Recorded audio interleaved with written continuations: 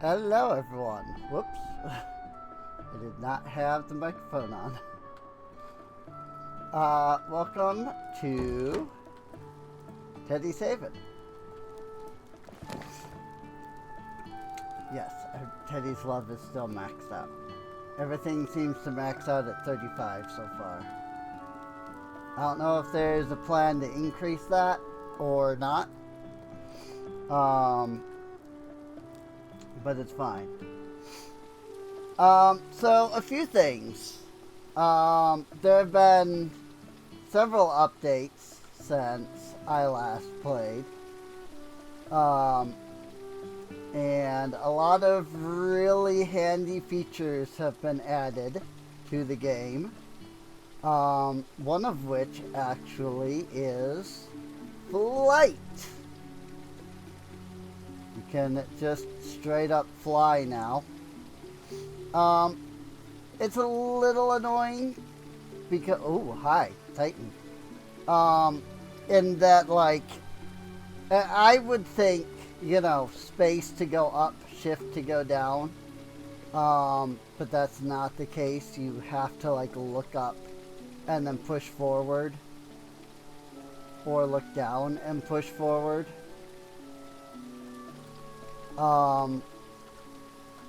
But also,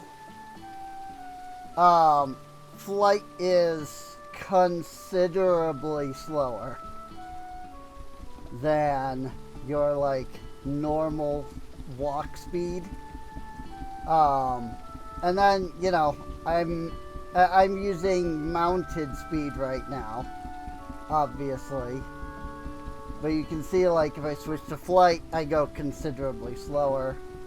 And then if I run, and I switch to flight, it's even slower than that. So, but this is actually something that was just added in the last update. So maybe it will, get some updates as it goes. Something I learned, this actually was not in an update. This is something that's been in the game for ever, that I did not realize, is that you can build structures. Alright. I guess my floor goes through the ground a little bit right there. Oops. That's weird. That wasn't the case when I built it. Huh. That's very strange. I don't know why that suddenly is like that. It's like the ground here is swollen up from what it was. That's weird. Anyway, that's neither here nor there. So there was an option to buy walls, according to the description of the thing that you have to buy, the contract. And I had avoided buying it because it was walls and dividers. And I'm well, I don't really need walls or dividers for my shop. I didn't realize that it added floor as well, and also ceilings, but I haven't installed one. But yeah, I didn't realize that, it added freaking, floors and ceilings and all that. Because I totally would have done that way earlier. Because remember, I've been saying for the last several streams, I wish they would add something that I can build a structure. It turns out that was already in the game. You can see they've done some massive updates. You can now see the current stock of all of your items. They're all like divided by, what they are. Potions up here, toys here, books here, summoned, which seems to all be, food items. Weapons like daggers, swords, axes, fist, bow, quiver. And then, of course, utility, which is your empty crate. But then, like, if you go into display, you get, like, ashwood and fruits and vegetable and weapon display and fishing aquariums, which is new. In your decoration, it's now separated by, like, light, like ceiling, freestand, wall-mounted. Your paintings and decoration, rug, table, chair, banner, figures, plants, and just a bunch of other stuff. But down here in their building, there are the stairs, and I had bought the contract for the stairs before, but I hadn't bought the walls because, again, I didn't think, walls and divider, like I didn't think that was necessary. But it comes with foundation and ceiling, and wood ceiling. And they're, pretty cheap too. Whoa. Oh, I see, because it floats.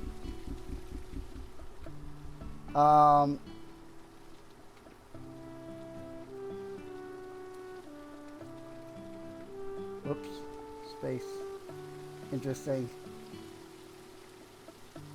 There it goes. That helps.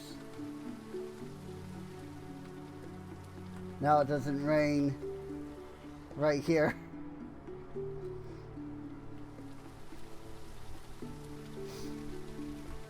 So yeah, there have been some improvements.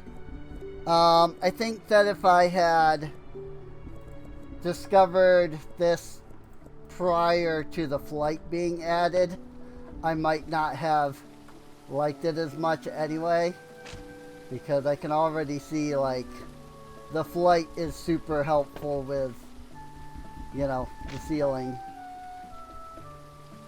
So, although I think I have something in the way here. Or maybe it's just because of, like, the fact that the floor is, like, under the ground for some reason. It wasn't like that when I put it down, to be fair. So, I don't know what happened there, but... Oh, it snapped for a second. Which is interesting, because none of this is snapped before. And now I can't get it to do it again.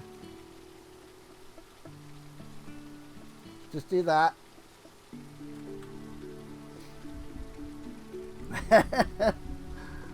Again, I think it's because of the way that the floor is here.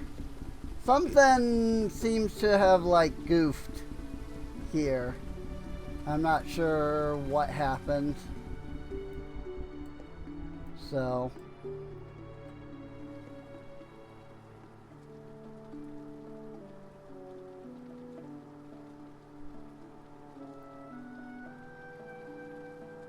Whoops.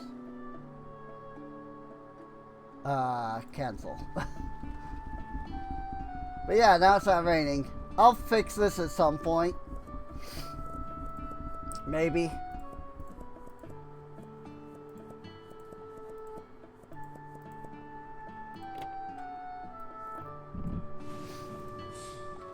But yeah, so I've gone ahead and moved all of my stuff, all of my production into here, as you can see. And originally I planned to, like, I wanted to just check out a couple of the new features, and then I was like, oh, maybe I'll stream this, and then I didn't.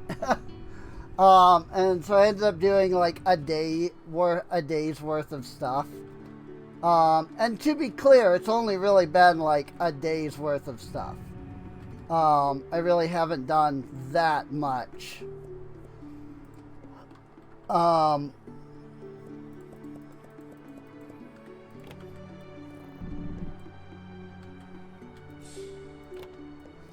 Mostly I just did, a day's worth of stuff so that I could save it after, experimenting with things, after, building, this structure and that sort of stuff.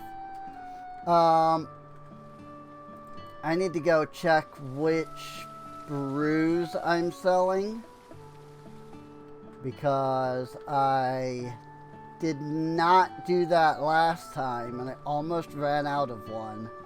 Blood, Mire, and Azure, and Ghost, Heart Gleam, Frost Gleam. Yeah, I'm not gonna remember that.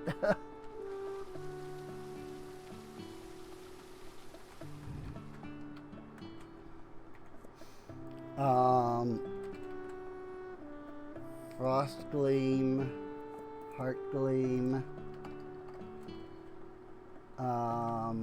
Ghostberry, Bloodberry,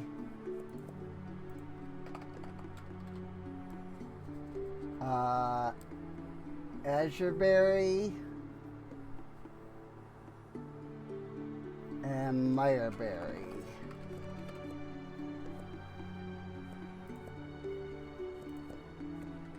All that. Oop.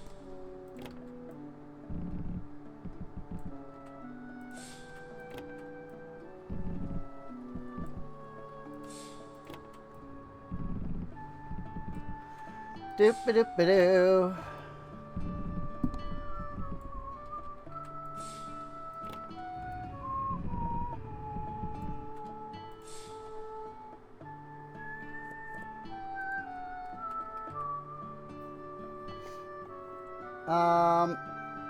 Let's see. Which cheeses am I selling again? Sky, Glitch, Dragon, and Dark Luna.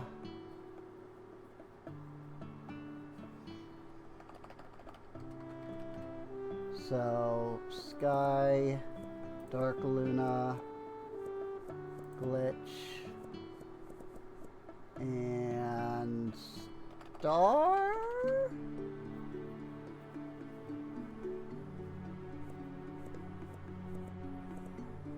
No.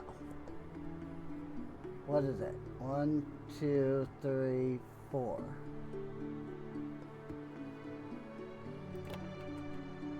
Glitch,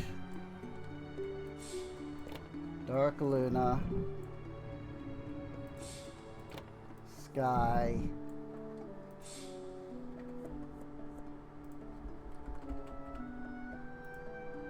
Dragon.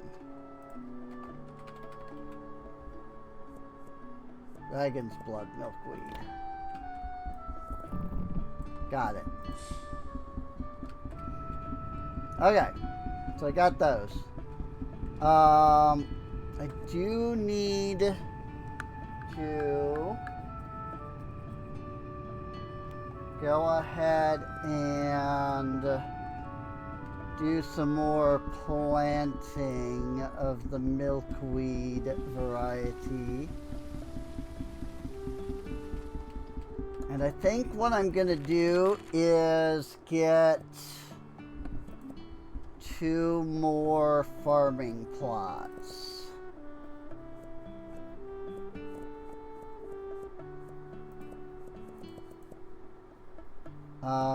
And then the milkweed seeds.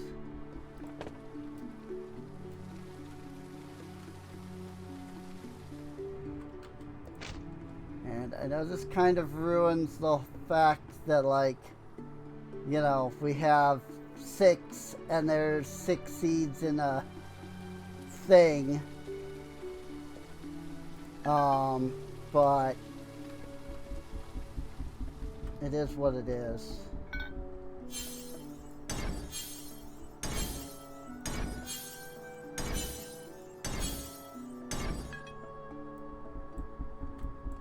Okay, yep, that's all that. What I probably should do is like, and now I'm just now like thinking of it. Maybe instead of getting more of these, maybe I should get more cheeses. Because if I had more cheese wheel,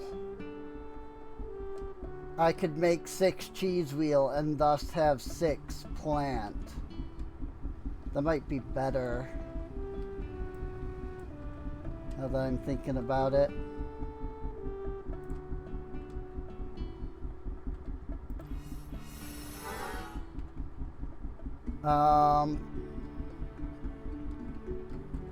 God, I don't know what happened here to the building. Maybe I will just try moving these pieces.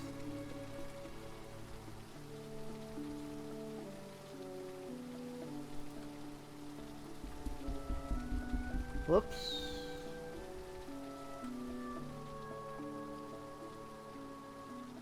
I do wish that there was maybe a little like amount of like No Man's Sky-esque, you know, snapping,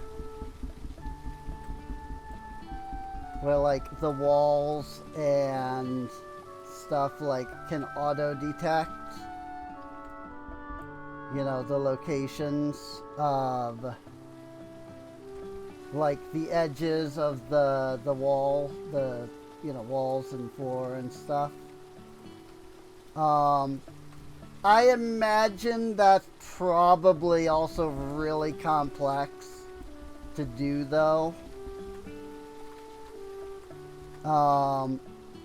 And you know, admittedly, this is an indie dev, so I'm not gonna fault them for not having, you know, super good like tech the way that like No Man's Sky does or whatnot.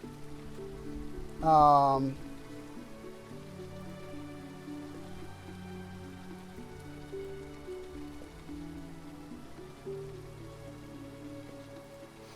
just saying, like that would be a nice feature. You know?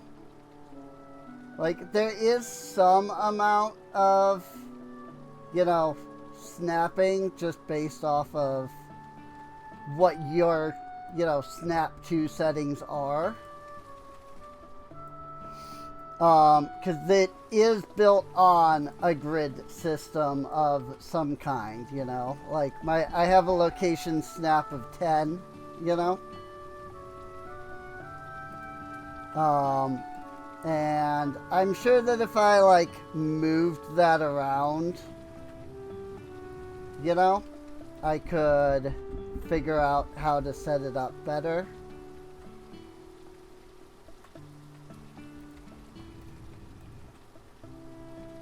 So that, you know, the walls and things actually line up.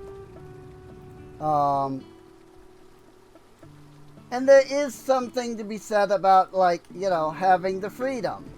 Because that is one issue I have with No Man's Sky, is that it so heavily requires you to, you know, utilize it snapping to the floor and such, that sometimes, like, the snapping just straight up doesn't even work.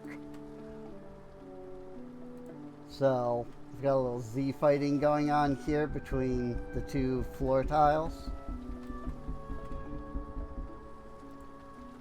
Because I have them just slightly too close to each other. Well, okay.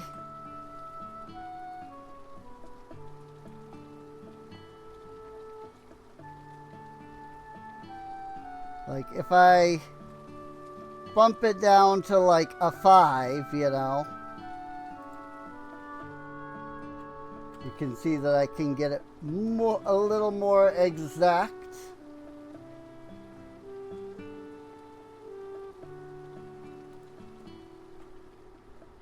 You know?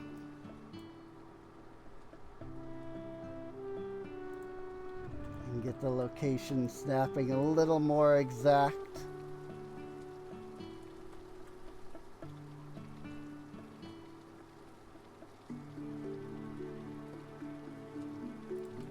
Kind of like that.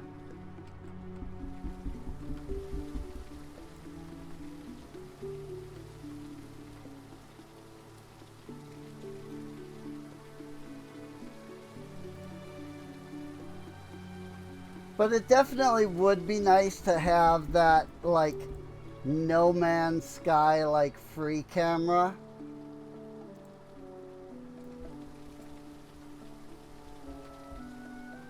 Which is almost what, like, Flight is, in fairness.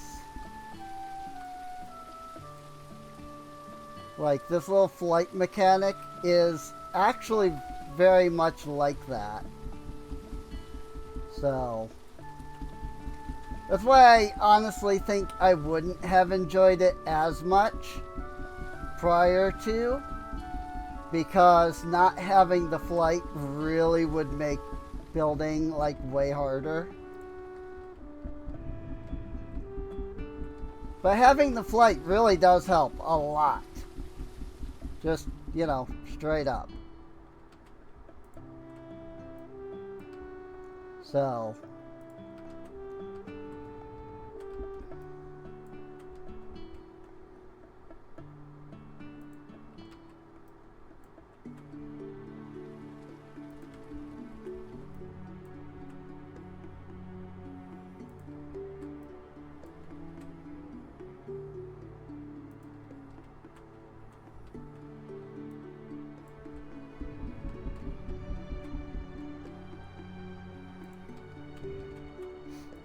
also, I discovered something interesting about the Gleam Forges. That I only discovered because I have them on the ground now instead of up on the walls. And I'll have to show it to you here once I, you know, finish placing them. Because I was having a great time with the Gleam Forges.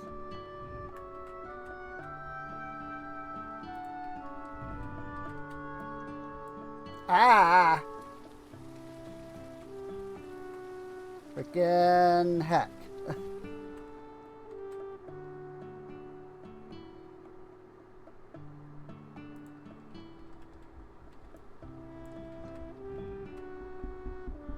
Like, I was having a great time with those Gleam Forges the other day when I was experimenting here, because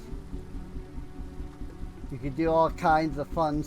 You can do something really fun with them.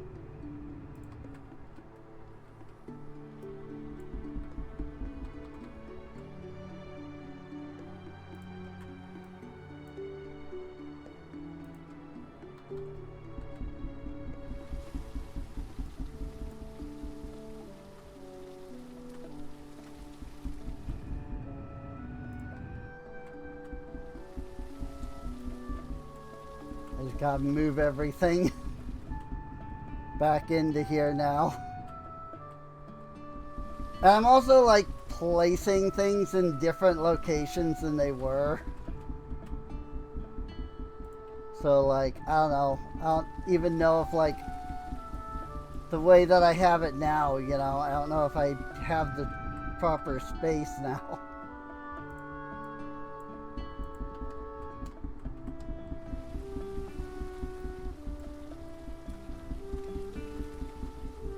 I guess we'll find out.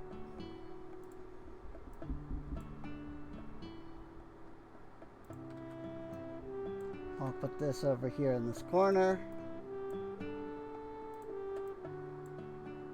Because, like, I'm trying to make more space for 2 more cheese.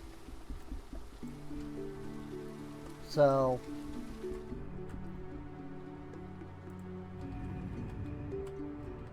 I'm trying to kind of move things around a little bit here.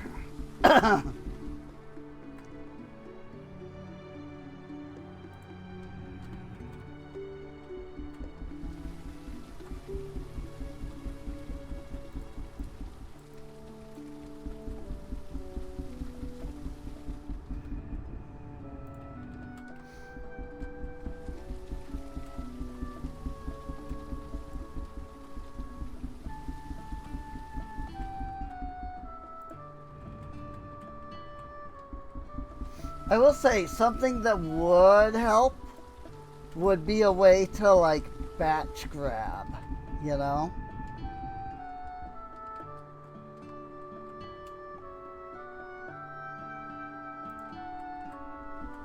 To, like, grab multiple things at once and move them. I don't know if that's something that's possible with the way that, you know, it's currently set up.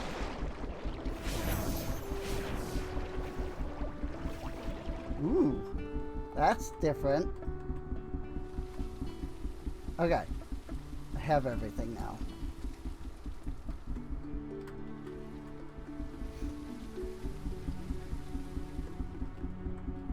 Whee! Crafting. Cheese Bros.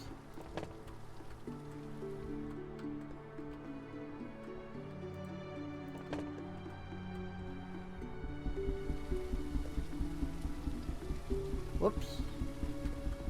That would explain a few things. Thought I seemed like I was going slower than I should have been.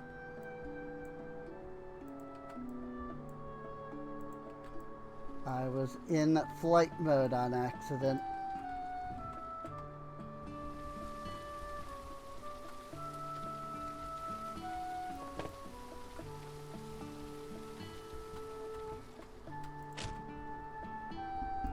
There. And as far as milkweed goes, I can also put the honey glow and the star shard in.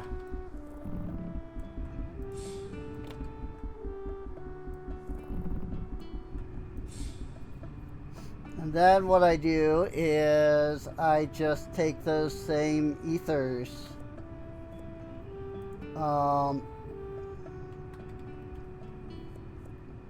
and, you know, go from there. Dragon's Blood, Honey Glow, Star Shard, Glitch. I just go boop. And boop. And boop. Boop. Boop. Boop.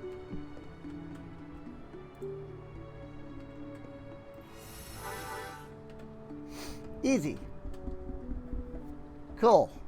I might need more honey now that I'm producing 6 of the buzz. What gems am I selling? Amber, Azure, and Blood. Amber first. Azure and Bloodberry. And I'm gonna assume I'm selling Ghostberry, yes. Selling Ghostberry. Twilight Puff and Soulberry. Ghost. Puff. Twilipuff. And I forgot the last one. Soul. Okay. Just so that I can, you know, get more jam production.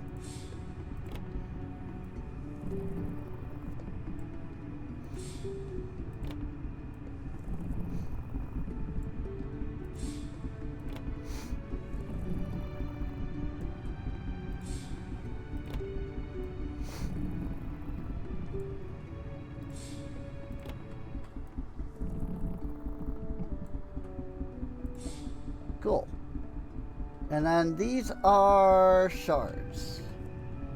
Right. I just put the shards in here. Shard, shard, shard, shard, shard.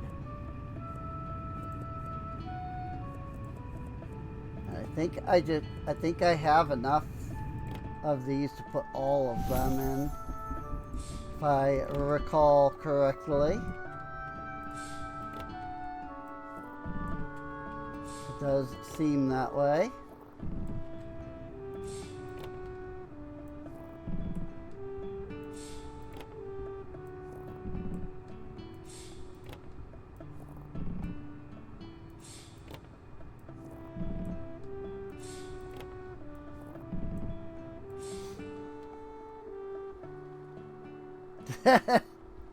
So this is the thing I figured out about the Gleam Forges. They rotate and push you around.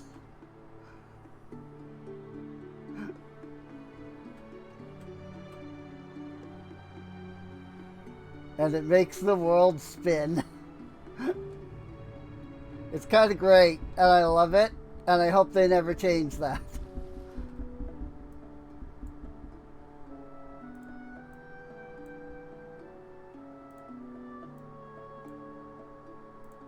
Because that might honestly be one of my favorite things about the Gleam Forge.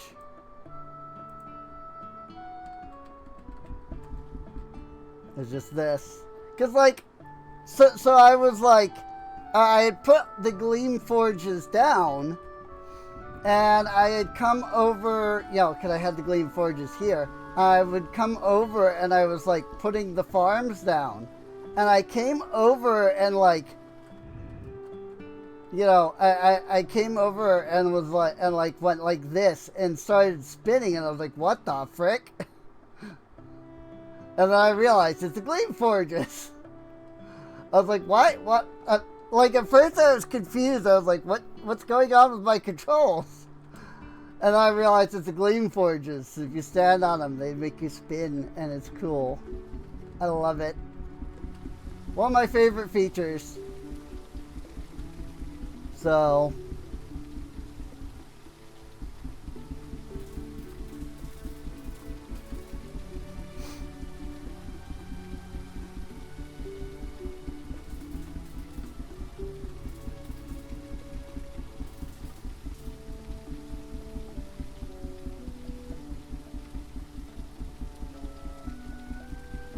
I do think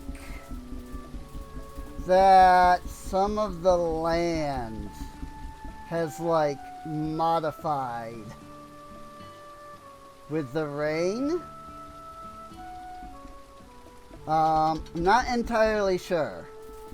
Like, maybe the rain is causing, like, old terrain to appear. Because, like, maybe like the world was built so that, like, when it rains, you know, maybe some of the models switch out for, like, the rainy versions. So maybe that's what's going on. This is pure speculation. I have no clue if that's right or not. I just know that, you know, when I built that house yesterday, you know, it wasn't set up the way it is now, so. I'm gonna turn on the auto harvest feature, which lets me simply look at things and pick them up, basically, without even, like, needing to hold a button, which is nice.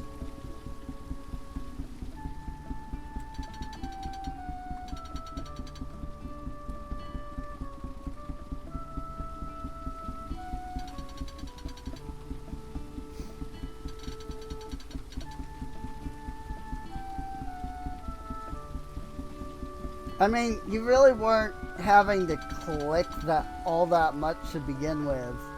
You know, you could just hold the button down. But even so, like, this is a nice feature. You know, it does kind of save your fingers from, like, having to just constantly have the button held down.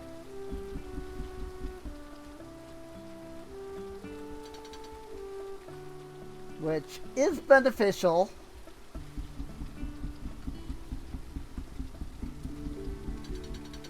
Though I would say it is a fairly minor thing. But minor or not, it is still nice. So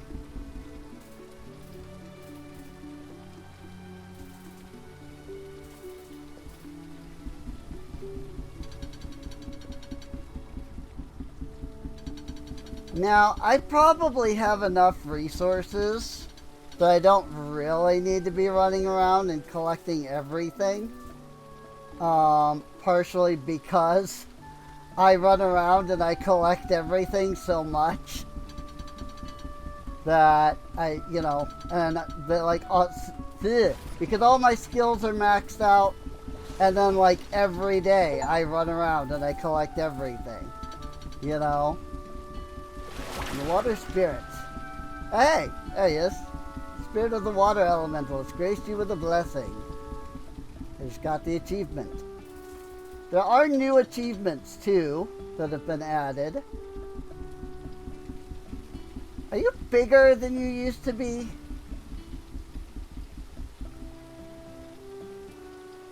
Or did the model change? I'm not sure.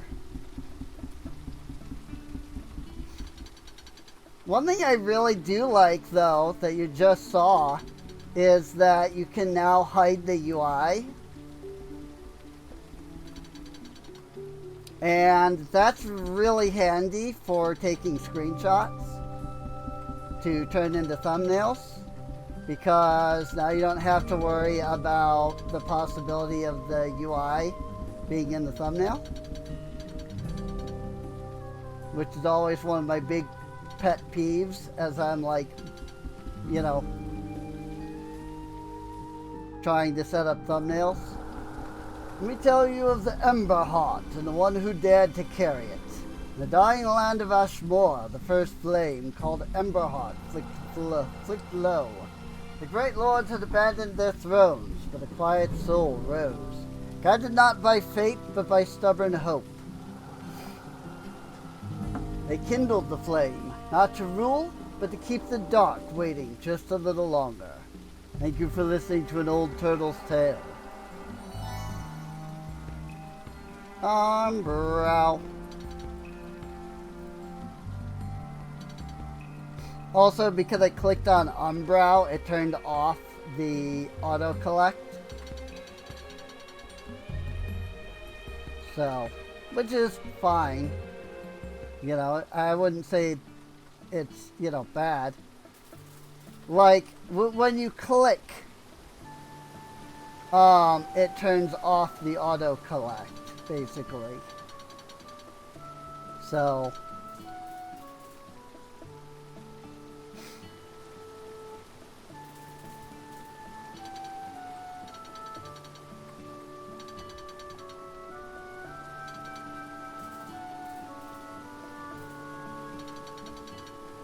I keep forgetting that my Orling is freaking massive. So whenever I see it, I'm like, what the heck is that? It's just my Orling. He's freaking massive.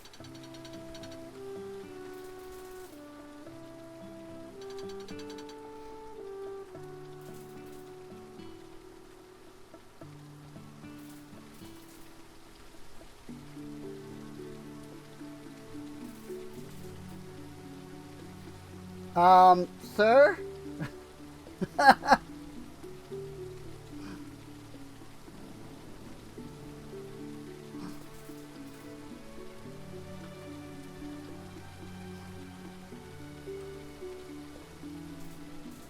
He's just standing completely sideways.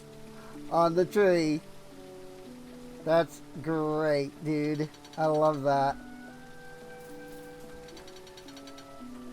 Physics. How does it work?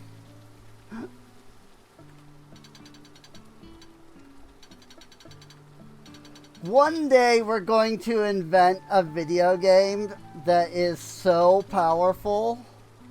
I mean, you'd have to have a computer that's strong enough as well. But like one day we're going to build a computer and then make a video game that's so powerful that it can like simulate actual physics properly. And when that happens, the question is going to be, freaking, at what point, you know, is it no longer a at what point is it no longer a simulation and it just becomes a new reality, you know?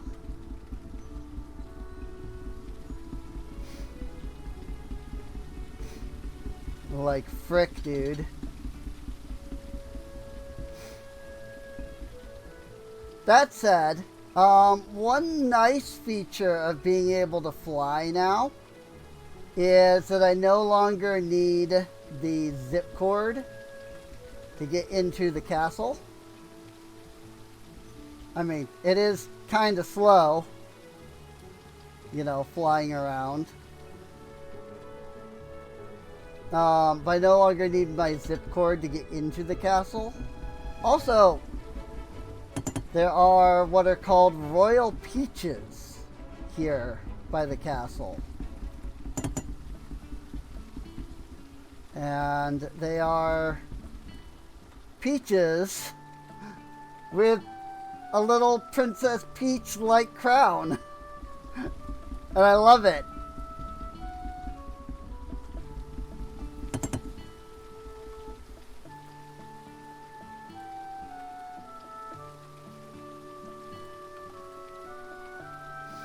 But yeah, I can switch on to fly, and I can just fly right on up here.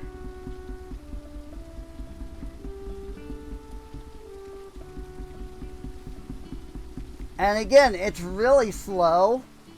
It does not use sprint speed at all.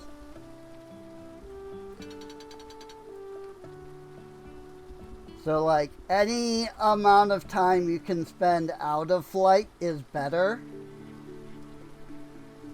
At least in terms of like speed, you know?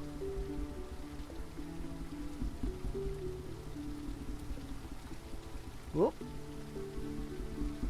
But it means that I don't have to parkour as hard to get to the too big out of boundium. So it also means that if I really wanted to, and people will remember that I did try to do this a couple of times, I can actually get up here to the very top of the castle now. Okay. That said, this part of the castle clearly is too steep to walk on.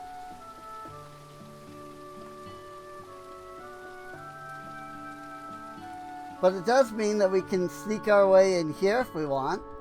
Not that there's anything in here, but we weren't able to get into that part before. I don't think anyway.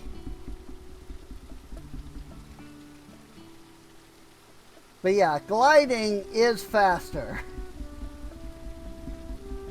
So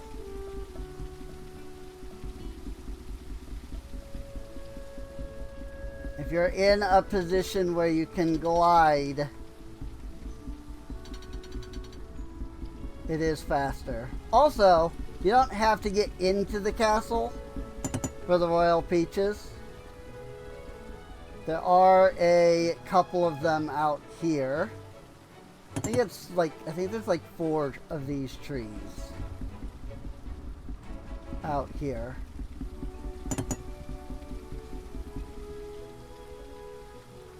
My only complaint with the trees is that you tap the tree, and then you have to find the fruit afterwards. That just is difficult for me for some reason. Like, I'm sure other people don't have issues with it. I just have really bad eyesight. So...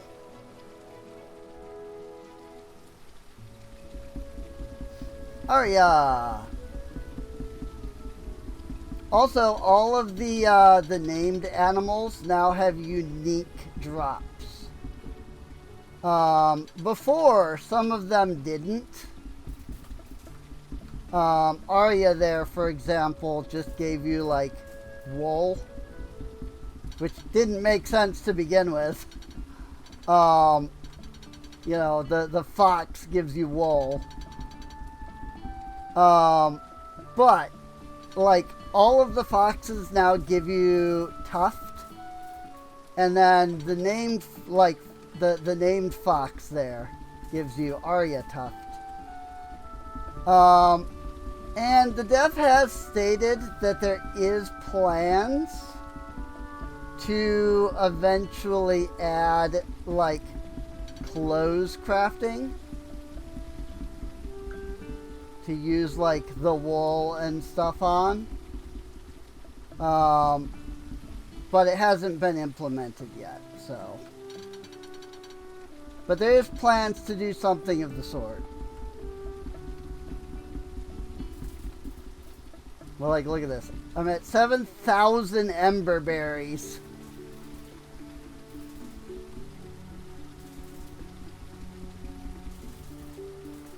Like, I could probably never harvest an emberberry again.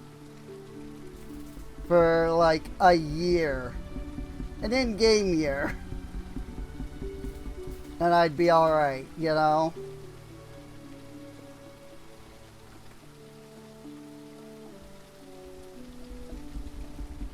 But I have 7,000 elder milk, and I'm not even using it. So, like, harvesting from the cows is really pointless for me.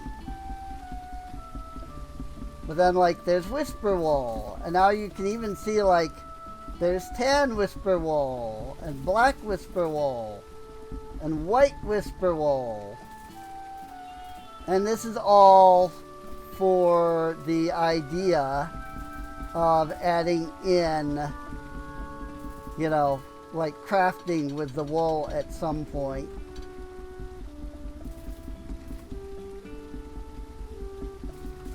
So, that'll be awesome. Bloodberries.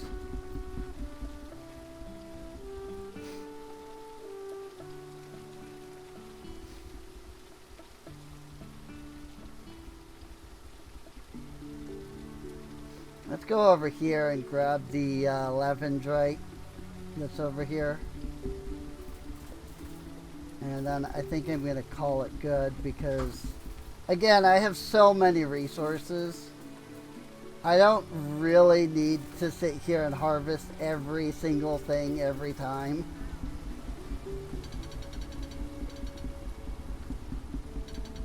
Well, I mean, we're already almost an hour in. And, you know, we haven't even finished one day yet. Because I keep harvesting everything. There is a tool that you can use to auto harvest. And I've walked past it a couple of times. I've placed it down in a couple of places. But, like, it only grabs, you know, an area around it. You know, it doesn't grab everything from across the entire world. But if I come over here, I can show you one of them. Well, I mean, you can also see it right there. But here, I have one here in my trees. And then I also have one up there. And I think these were already added in the last, like, stream that I did do. But if I walk back and I click this little thing here,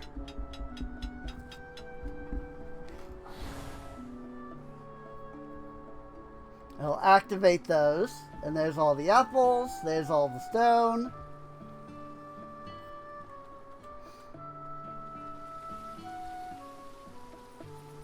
And so you can now see that all of the stuff around here has been harvested.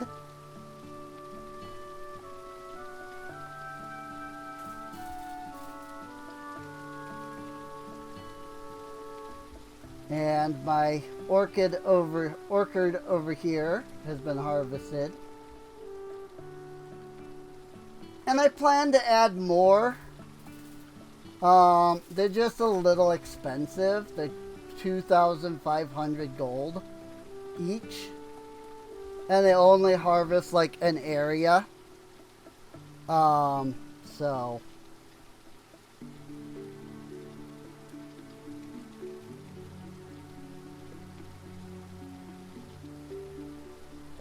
okay. It's just a ton of messages on my phone. Price is too low, it turns green. If it's too high, it'll be red. Easy peasy. Reach level 5 farming, yada yada yada. Okay, got it. I've talked to these guys before. I wasn't sure if they had something new or not. You will have seen that there is a slime out there in the water. And he teaches you how to use this wand. I don't remember what it's called, but it is a fishing rod, basically. If I go out here, I can hold the button to charge. Whee! And now keep an eye on the right there, that big circle. When it starts spinning,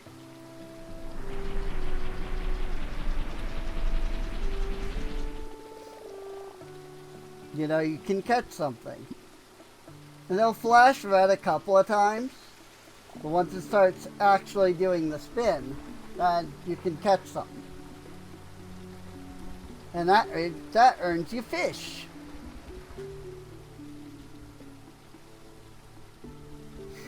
And then you can use those fish in the aquariums. And you can have them as just decoration, or you can even sell them. That said, because of the fact that I have that building now, you'll see that I was able to go in and move some stuff around. And I think I'm actually going to go ahead and move this a little further back.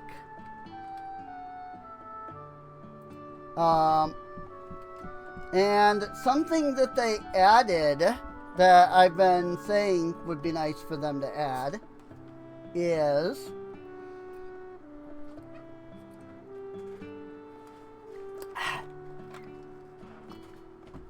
the ability to buy things and send it straight to the bag of endless storage. So normally when you buy something from the book here, it pops up here and then you have to throw it into the bag. If you click on this, then when you either buy from the book, or let's say I come over here to my Iron Fangs, I click purchase crate, you'll notice it didn't show up here. It went straight to the bag, which means that I can walk around my store looking for things that I need to purchase more of, and I can purchase them. And then my wisps can immediately stock it without issue. And that is awesome.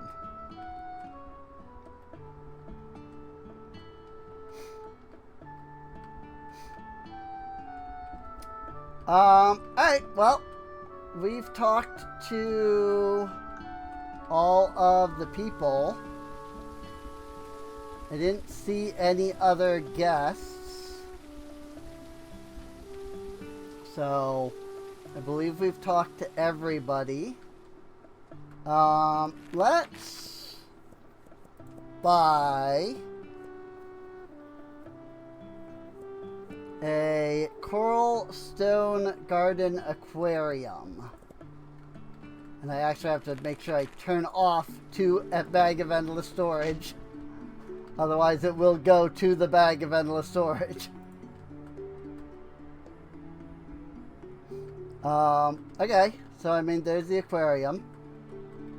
So then if I go to my bag, I should be able to pull out, say, Clearwater Dreadmaw. Oh, that's cool. And I can put it right in there.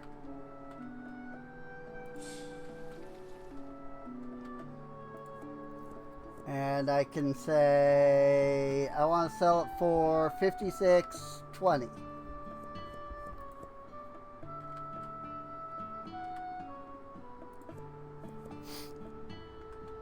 And I don't know if you can only have one. The wisps aren't coming and like stocking the other three, so that might be the only one that can fit in there. I haven't done anything with the fish yet. So let's do Rockheart Aquarium. Whoops.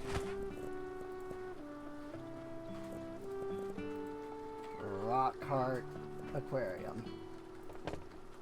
Let's see what this looks like. Oh, it's like that. It's tiny. Definitely not what I was expecting. I feel like these should be up on like a table.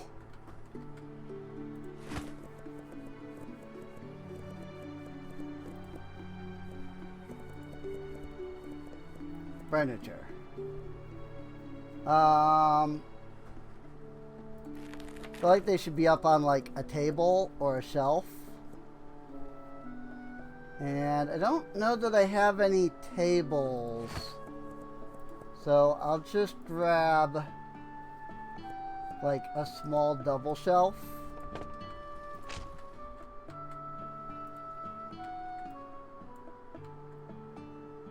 Nope. Okay. Oh wait, sort of. It does go on there, but it definitely would be better to put it on like an actual table. Oh well. I'll think about that. Because I think I can buy a table. I think it's one of the upgrades in here. Furniture set. Selection of lights, tables, and decorations. Yeah, let's go with that. I just worry because it, costs everything. Like, figured that costs a lot of money. And what it gave me is some tiny little tables. Small round table, small table, and small table 2. Welp. Oh my gosh, I did it again. Yeah. Look at that. I mean, it'll technically fit. But it definitely looks a little goofy.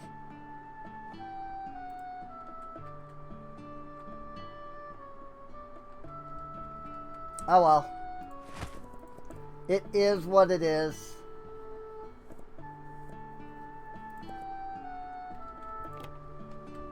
Hey, I can grab multiple verdant tide rush. Oh yeah, it's probably whatever fits into a crate will fit into the aquarium. That makes sense. 11.80.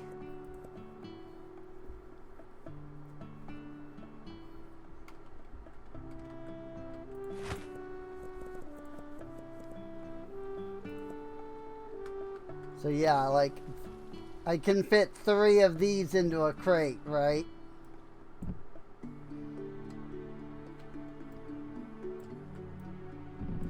It looks like you can fit 3 fish to an aquarium.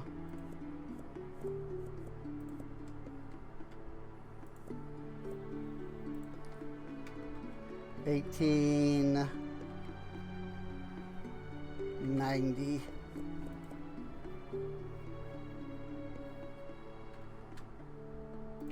Cool.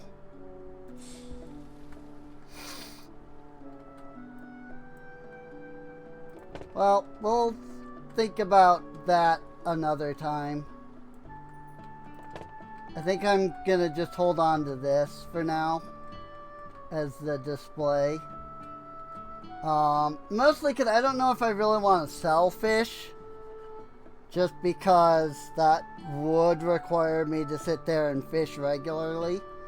And the fishing is pretty random. So like, I'd have to spend a lot of time sitting there working to specifically collect like a bunch of Clearwater Dreadmaw, for example. And I'm not entirely sure I want to do that at the moment. Like, it's not a bad system, to be clear. You know? It is nice that, you know, you have fishing now.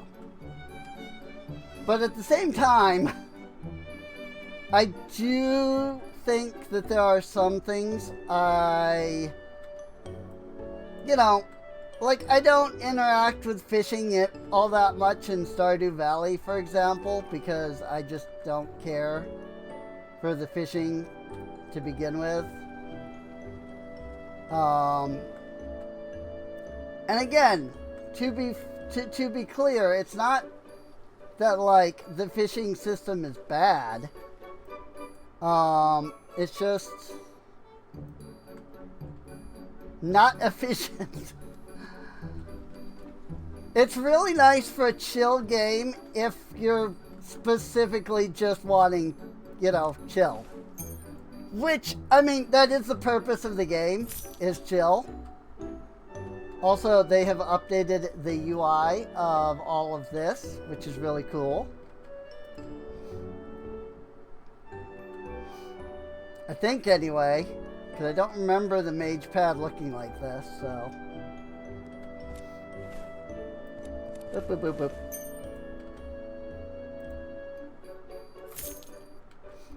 I just wanted to look at the mage pad again.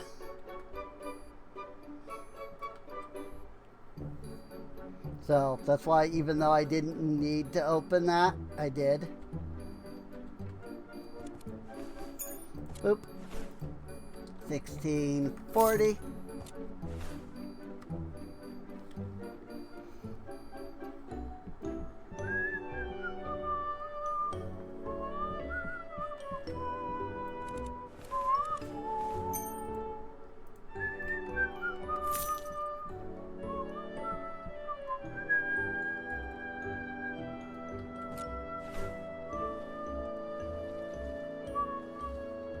I feel like you jump higher, too. Like, I don't remember being able to jump this high before. Whoa.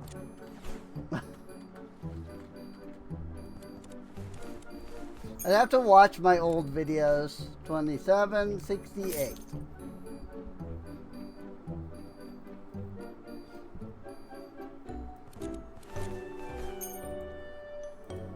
$16.70.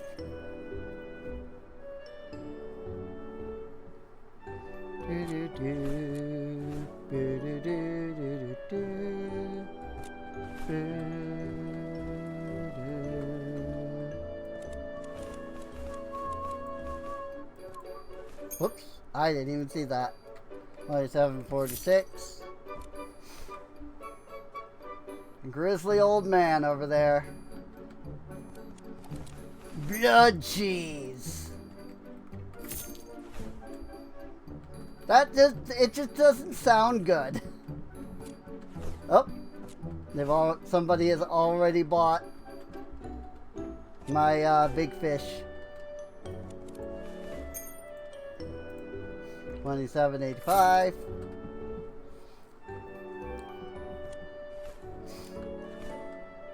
Oh, hey, there they are, in fact. Buying the big fish. 1401. I didn't think that I would actually see the fish when it got sold. But they came to my register, which is awesome. I'm glad that I got to see them sell it. Or see them buy it, rather. Oop. Just double checking my stock of everything.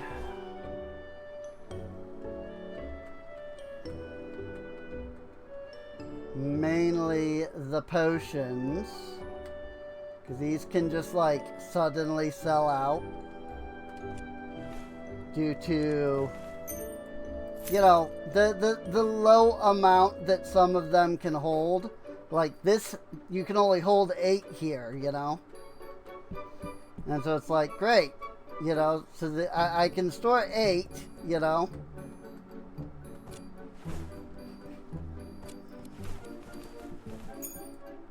So when I start getting down, you know, when I start getting low, and they don't get restocked, it's like, whoa, okay, I'm suddenly like out, you know.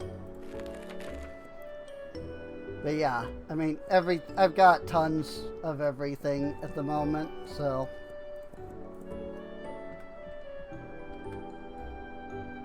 Boop, boop, boop, boop.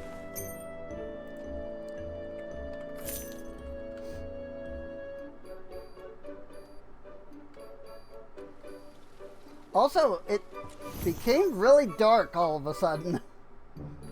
I mean, it got late, but like, it was really bright. I looked at the bag, and I looked away, and it was suddenly way darker. So,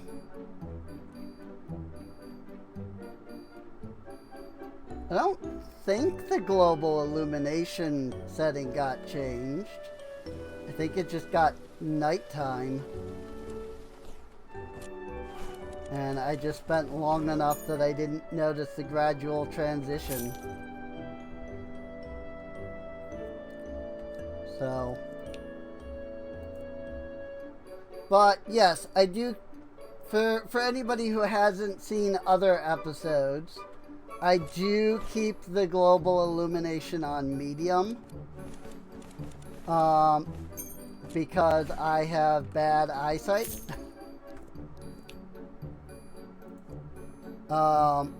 And putting it on high, while it does make it look, you know, nicer, it makes it darker for some reason. And it, like, to me, it makes it hard to see. So I vastly prefer having the global illumination turned down a little bit so that it's just a little bit brighter.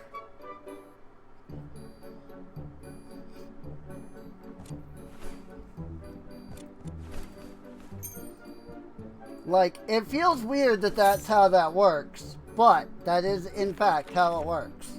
So,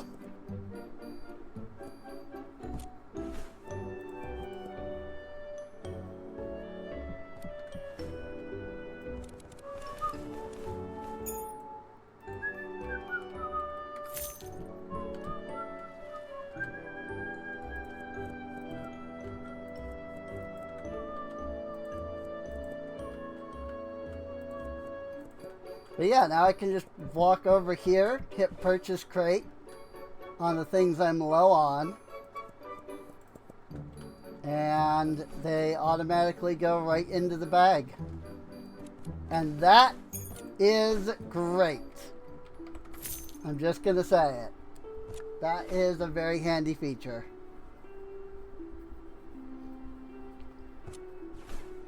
We made like 7,000 gold today.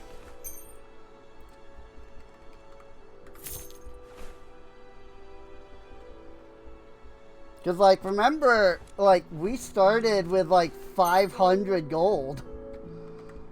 You know, after I had, like, purchased everything. So, like, we're at 7,000 now, which is really nice. Like, we do be making monies. Oh, we're running out of Verdant Tide Rush. Down to just 3 of them. 1934. I would say that if there was a reliable method of getting like the specific fish that you're after, this would be a bit more compelling.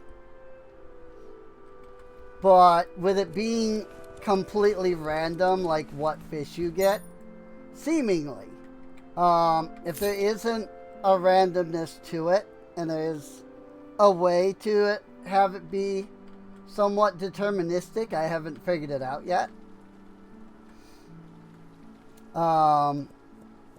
Purchase a crate of that, purchase a crate of that, purchase a crate of those. This is all stuff that I'm crafting. So I can't even purchase any of those, even if I wanted to. Can purchase more of those, though. Purchase a couple crates of that, just to be sure. But yeah, we seem to be doing pretty well. Nope. Potions of Rage are a little low. Clarity.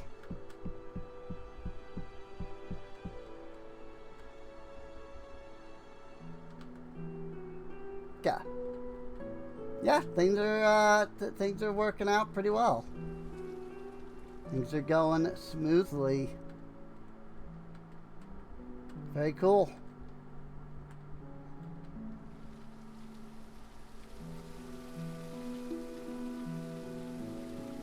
And just a quick check to see if there are any nighttime events. It doesn't look like it. Because all the nighttime events, at least that I've seen, occur in this area. We've got one of the bears up there, though. So, like, if there are other events, I haven't seen them. But admittedly, I don't exactly explore a lot during the night. There's something flashy going on over there, but I think that's just a bug. Yeah.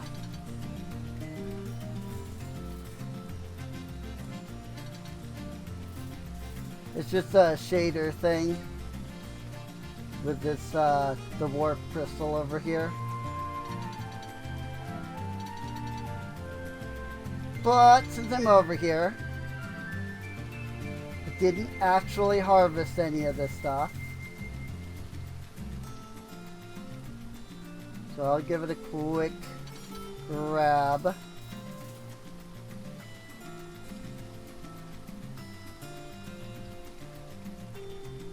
And I'm not going to grab everything. I think that's all I'm going to actually grab.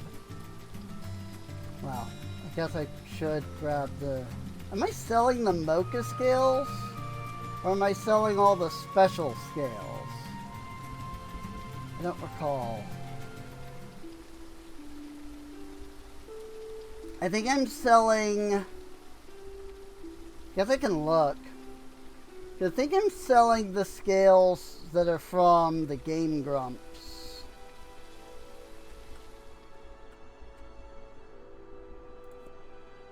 So Cerulean, Radiant, and Brilliant. Yeah. So I'm not even selling the Mocha scales. The Radiant and the Brilliant scales come from Danny and Aaron over here. Coco Raptor. And Awesome Saurus.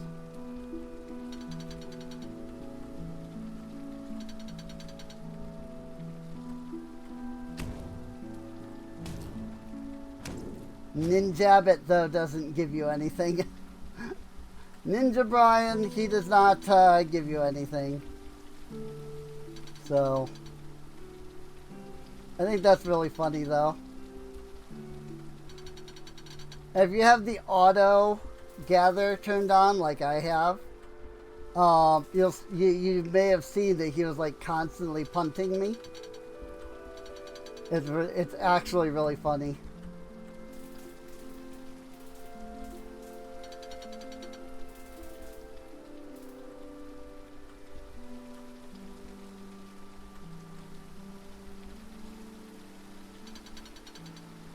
I think I might go ahead and put one of the Glowspire crystals over there so that I can have Danny and Arnold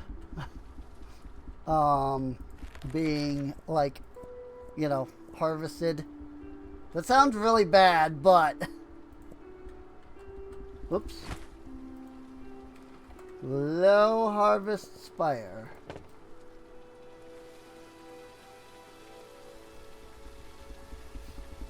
For those who don't watch Game Grumps, the Danny and Arnold thing is a meme. Like in their community.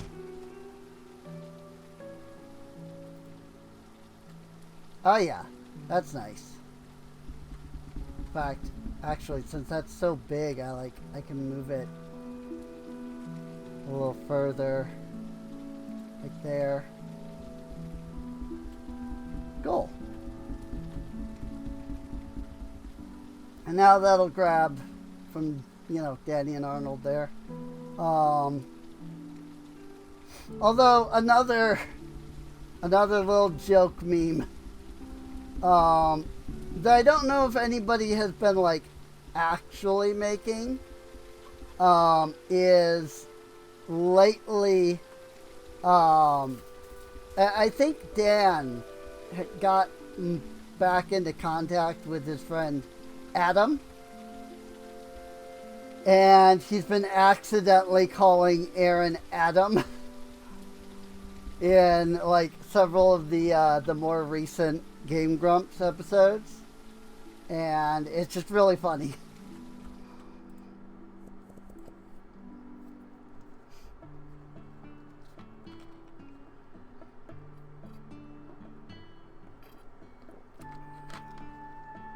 So we are back down to 5,000 gold after buying that Glow Harvest Spire, though. It is raining again, but that means that we can definitely pick up the Elemental again. And I think I'm just going to do a real quick sweep through here.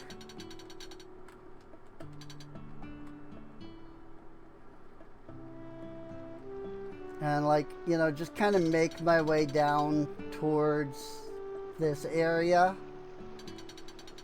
And go talk to Olbrow.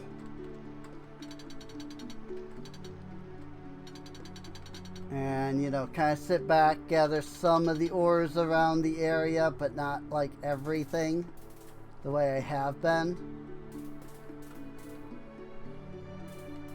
But, you know, gotta talk to Olbrow so that we always get his benefit. And since it's raining, we'll see the Elemental again.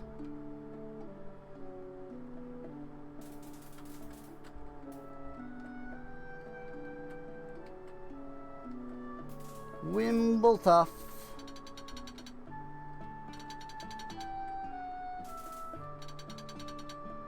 And so we can get his boon. At least he should show up. Unless he doesn't show up twice in a row. Even when it's raining. He's supposed to show up when it's raining. So I figured he'd be here. But he's not.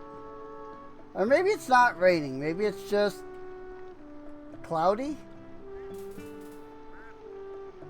Maybe it's just cloudy. Maybe that's why.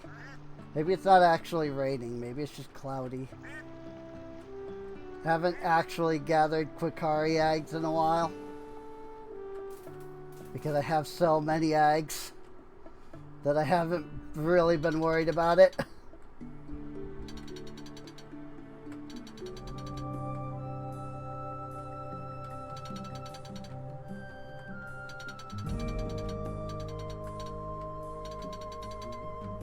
That said, I haven't really seen any other, like, guests lately. And Ombrow's always here. Two moons once circled Ursa's breath, but only one watched while awake.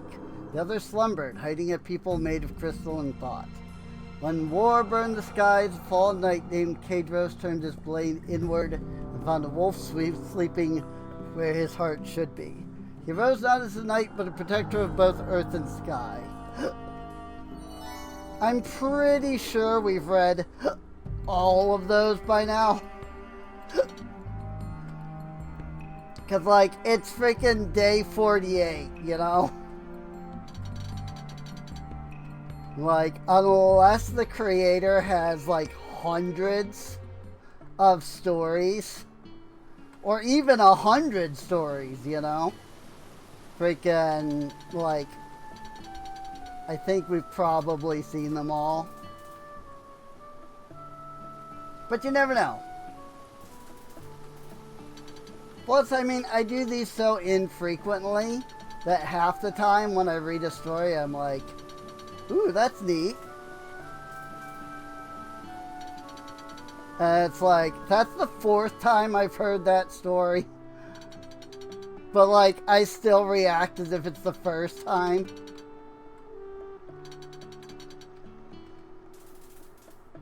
You know, not because, like, the stories are boring, because they're not. Like, they are generally pretty cool. I just forget them.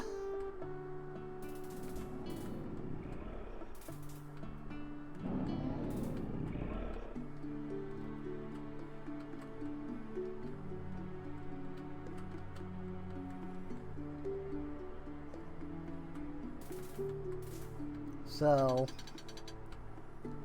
I just have a tendency to forget.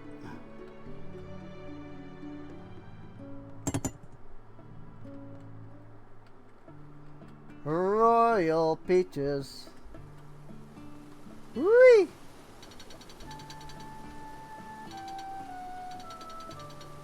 That said, you'll notice that the creator of the game has removed all of the doors that are around the map.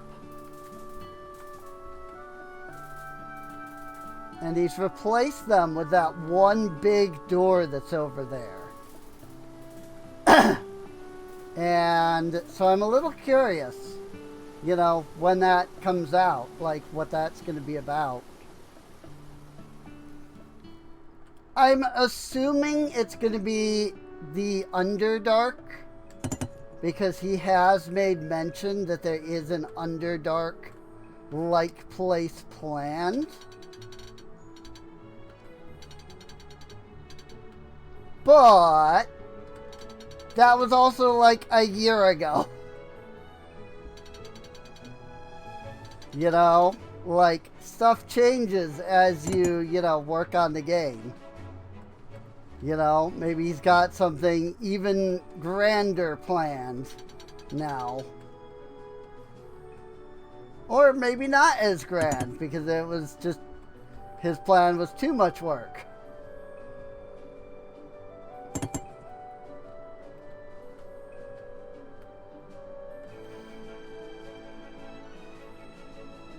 you know? No fault.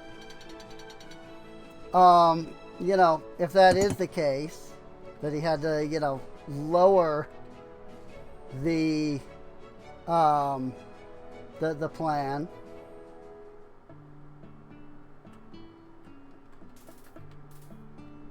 Like I totally get, you know, that happening. Like, I've had such, like, grand plans for the game that I'm making. And honestly, a lot of that has kept me from making the game. Because I'm like, but I want to do this thing and I want to do that thing. But, like, I can't really do those things myself. Like, I would need assistance, you know?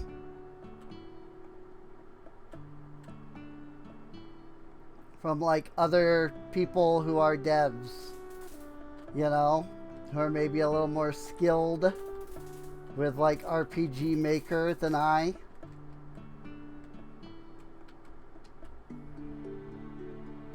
So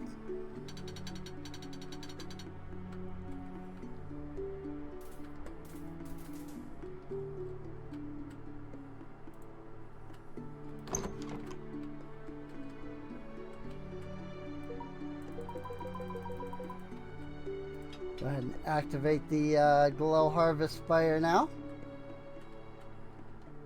And get tons of stuff out of it.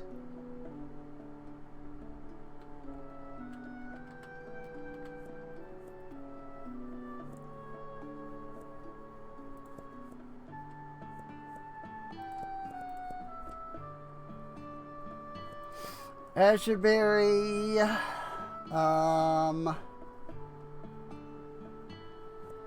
Ghostberry,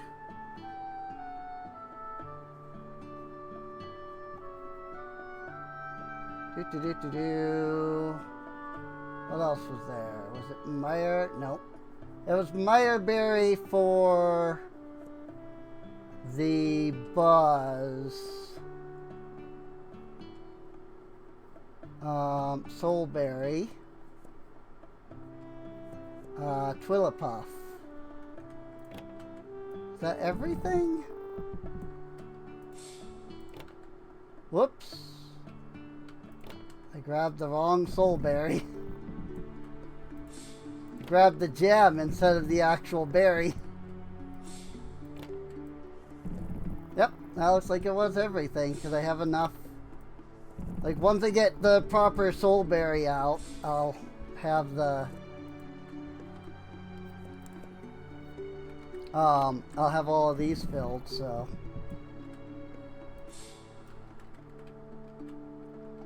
Boop, boop, boop, boop, boop, boop, boop, boop.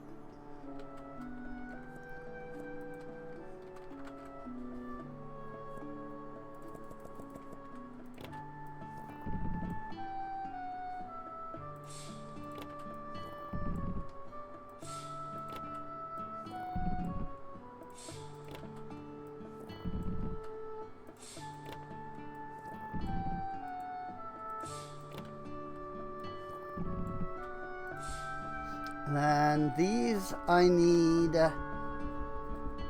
Bloodberry and Azurberry as well.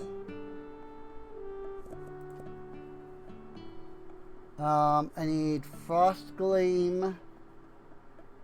I need Ghostberry. I need Heartgleam. And I need Meyerberry.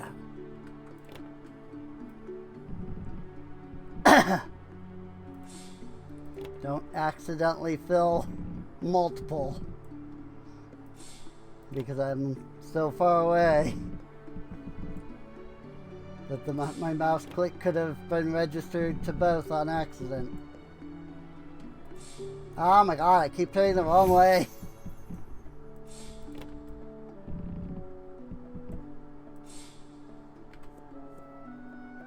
And then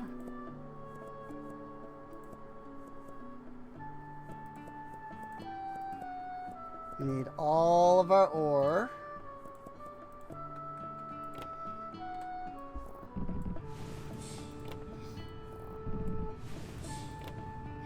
Which I get vastly more ore than I actually need. These are not lined up.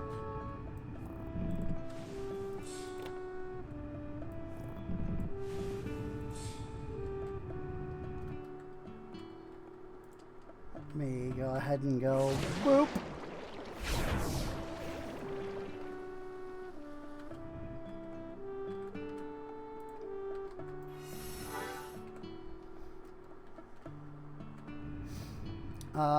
And then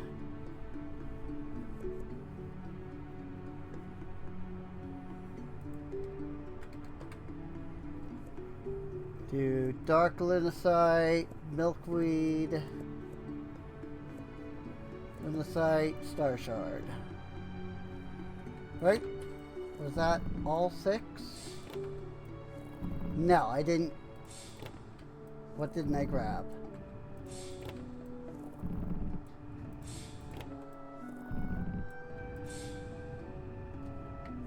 Oh, I didn't grab the... Yeah. I don't have any sky shard milkweed left. I actually need to get more blue sky milkweed.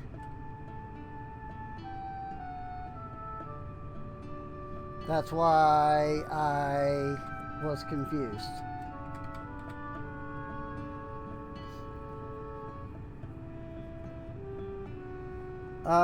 In that case, we'll make a second batch of star shard.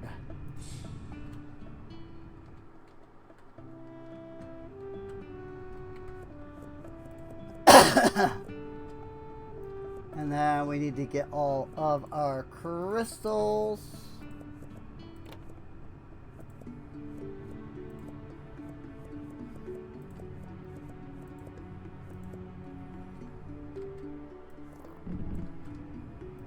Alright, apparently I managed to pick up one of the crates as I was putting the crates down, which is hilarious.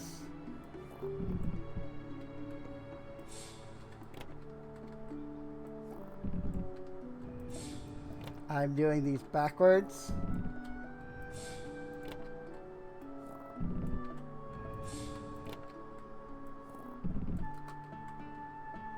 Whee! Spinny, spinny, spinny. I'm not gonna spin too much.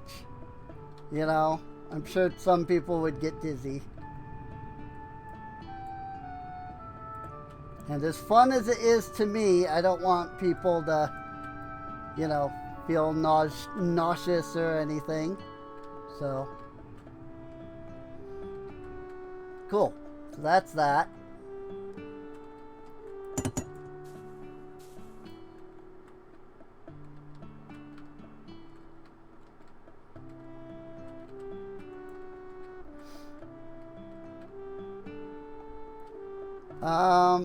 And yeah, I haven't seen any other guests. Usually they're pretty visible.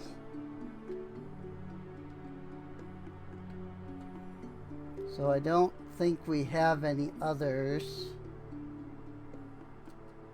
Like the dude that stands right here is usually pretty visible, for example. Because, you know, he's right there.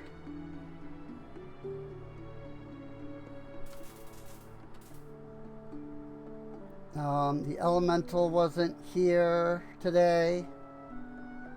This freaking massive door is here.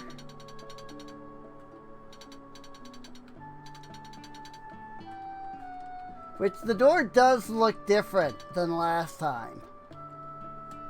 So, it has been updated in some way. Got our little bear friend up here. So he's been hanging around. But like we don't have, you know, Patch or any of the dragons, or the giraffe hydra. That still like that still like boggles my mind. Freaking giraffe hydra. It's such a cool idea, but like, wow.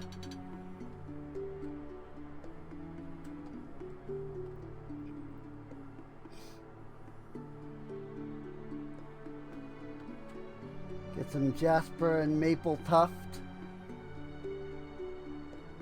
This area's been modified a bit. Just a bit, though.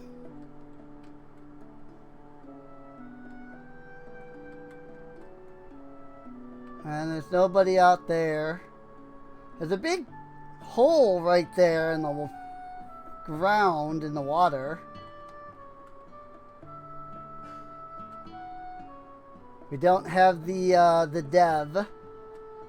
He would be over on that mountain, I believe.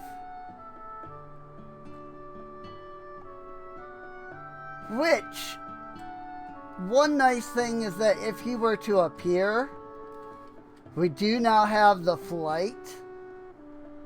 So we could, you know, get over to him without having to worry about falling through, like, the world. The problem is that it's really slow. So...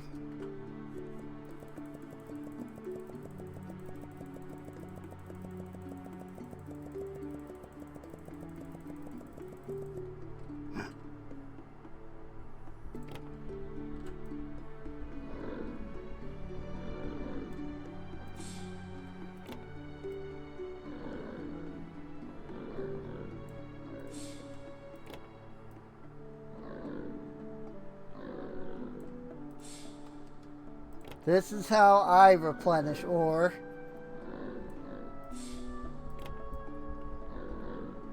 Like, this is legitimately, like, just harvest the stone and then give it to this guy. Because he not only gives you ore, but he also gives you all the shards.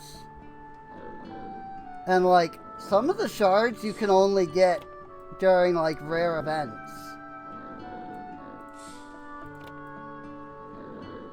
So, like, if you really want, you know, the shards, like, this is the best way to do it.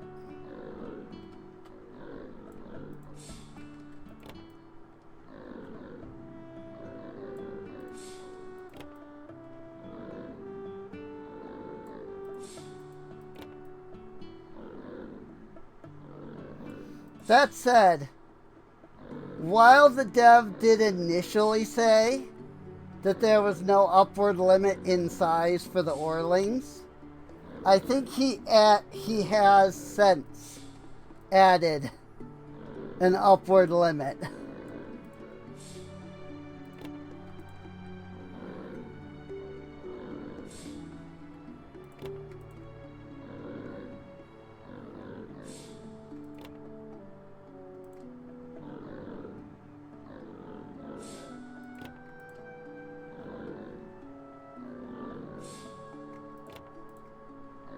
Because this Orling is not getting any bigger. I think he has reached maximum size. Which is fine, you know. I have no issues with that.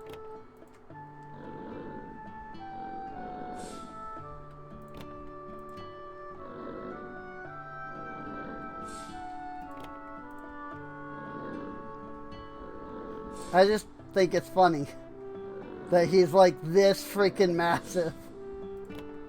Especially because he starts out so small. You know? You feed him 50,000 stone like I have.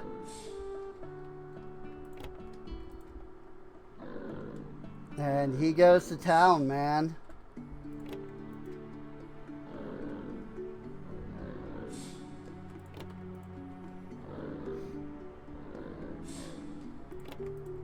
But this is why I put one of the glow harvest spires over by where the big stone deposit is. Because I can get a couple, like, 1,000 stone per day. And then I just trade that to this guy. And I pretty much don't even need to run around and harvest ore.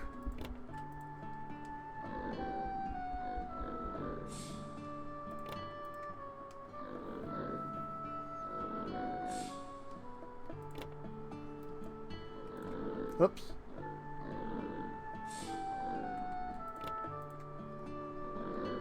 The auto doesn't stay on.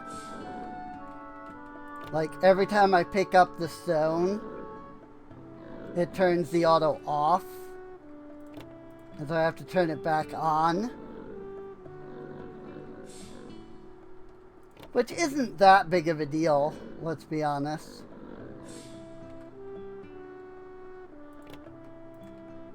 Like, it's also not that big of a deal to just hold the button. You know? For me. Oh, there's still 2 more crates. It looks like.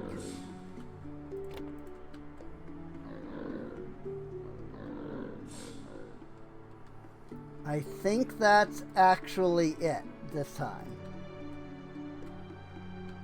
Also, that was floating, so I moved it downward. I don't know why it was floating, but it was floating. So I have moved it downward.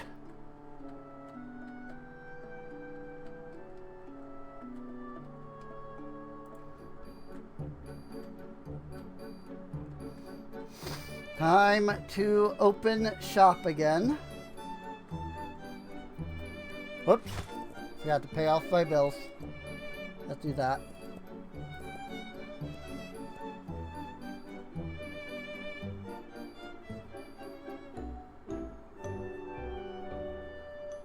Level 23, I get another furniture set. Level 24, we get more potions.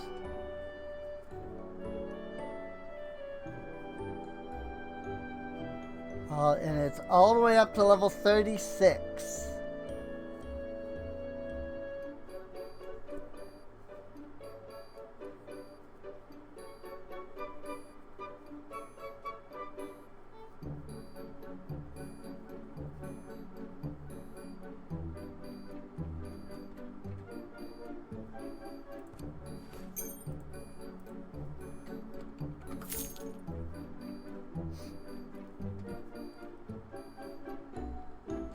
Also, how am I doing on ethers?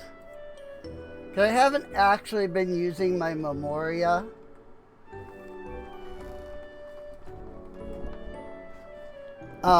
Because like I had so much ether.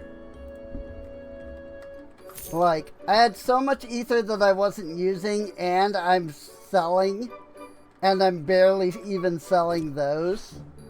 So, it's like,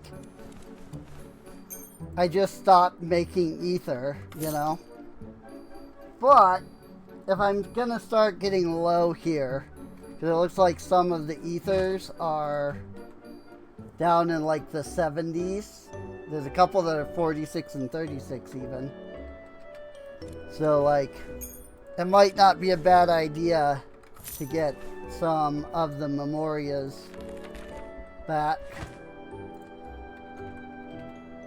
Memoria extractors. I have 5 in stock. What I'll probably do is just buy 4 more so that I can make one of each. Duckies! Whoops.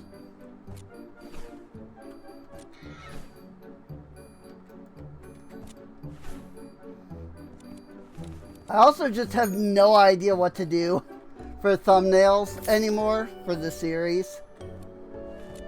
Like, I've taken pictures of everything at this point.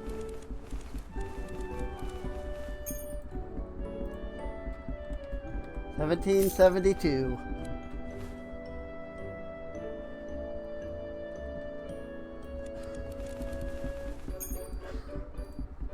$3.44.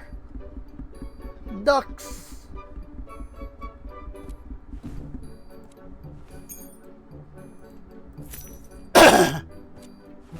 If I had a Vinesauce duck sound, I would play it, but I don't. I don't actually know how to like get like voice clips from like Vidi. Like, tons of people have them, but I don't know how to get them myself. You know?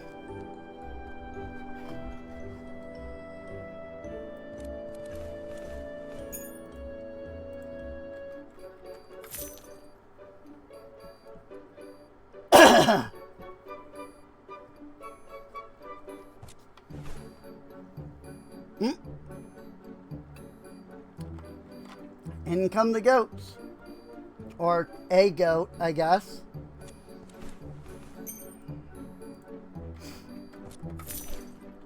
Also, for those who haven't watched other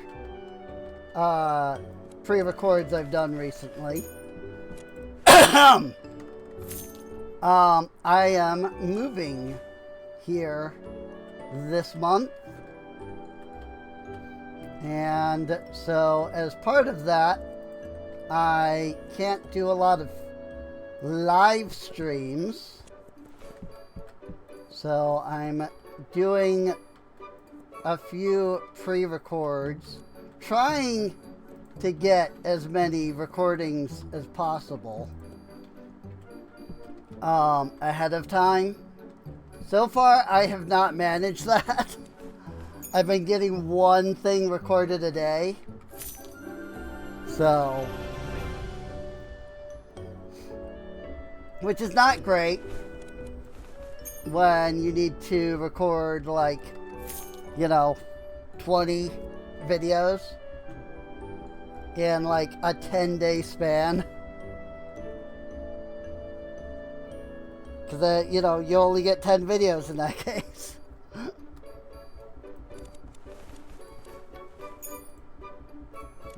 $18.44.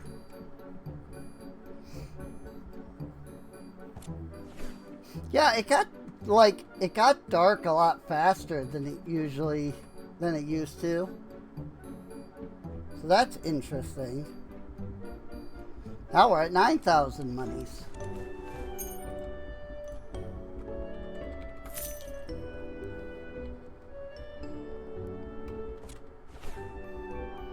Rage pad. Give coin.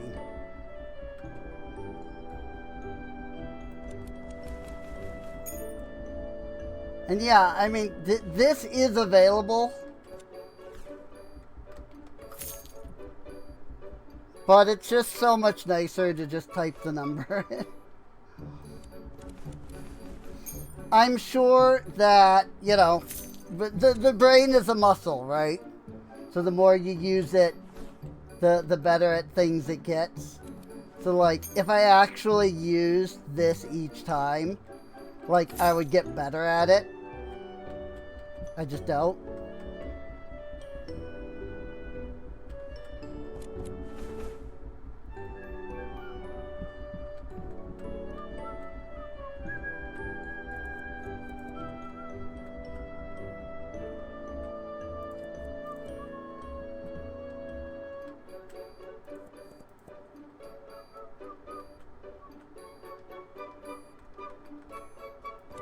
Well, hello, goat friend.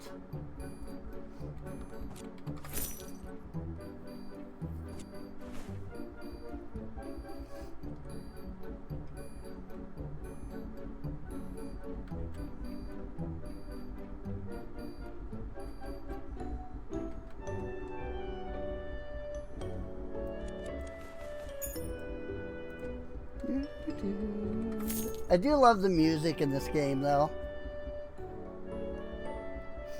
I would love a soundtrack release.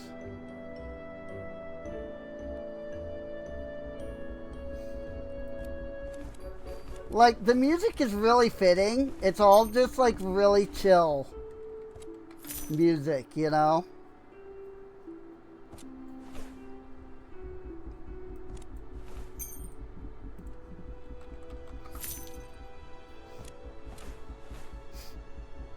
Also, the day that I am recording this, the old school RuneScape video goes out.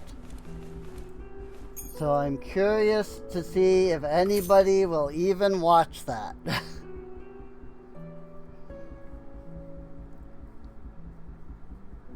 Zeltic did a video on, well, on a second channel.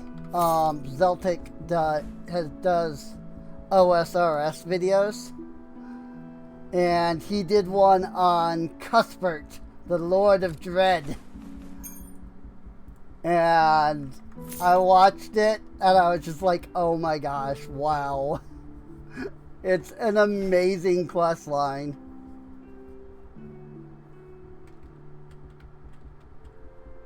Frogs that want to just take over the entire world.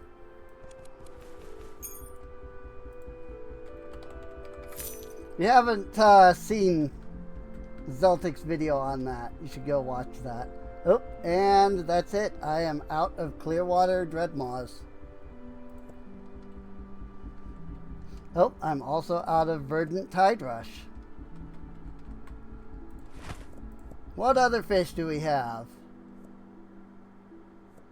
Windroot Drakefin and Springtide Flowrunner. Guess we'll put those in, since that's what I have. Oh, this is another one fish.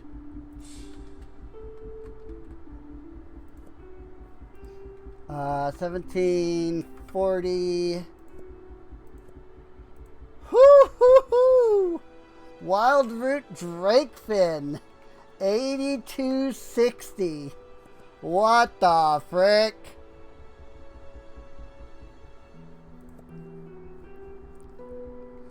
Freaking $100 fish right there. Ooh, I actually almost ran out of water slimes.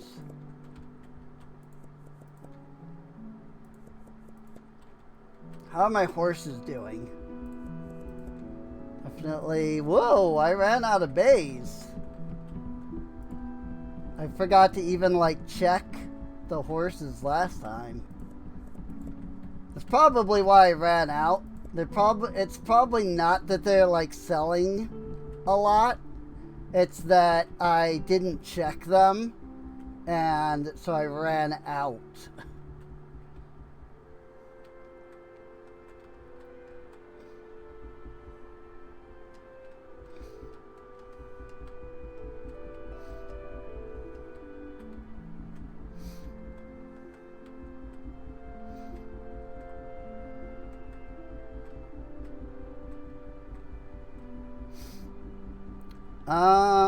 I'm thinking.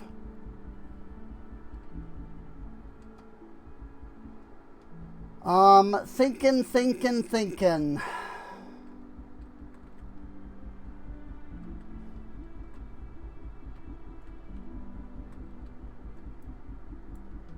I think I'm gonna move the toys over here.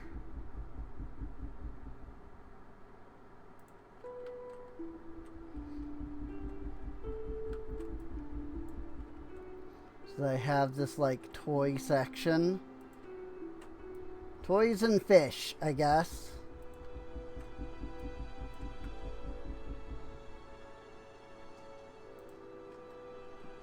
I'll have to move these out of there.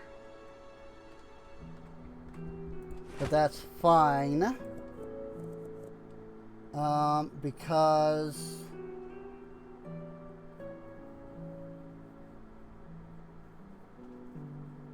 I don't actually have any more tall displays.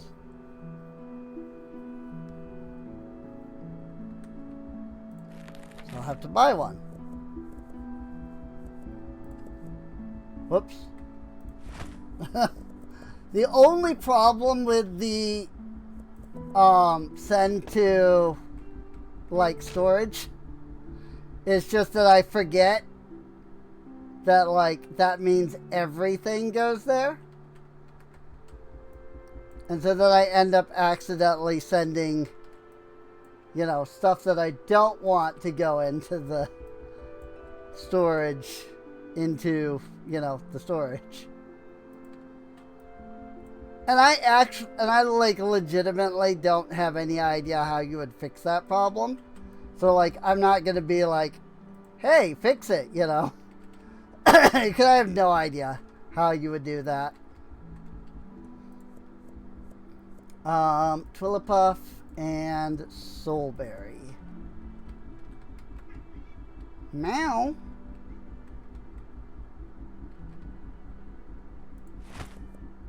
Meow.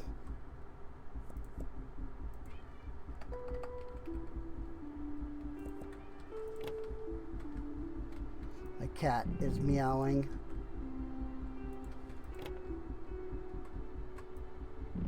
Let's move those over there. And then hang on. Refactor. Got to refactor.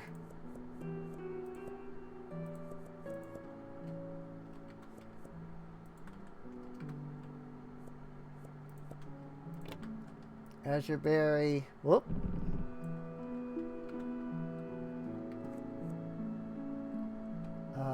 Bloodberry.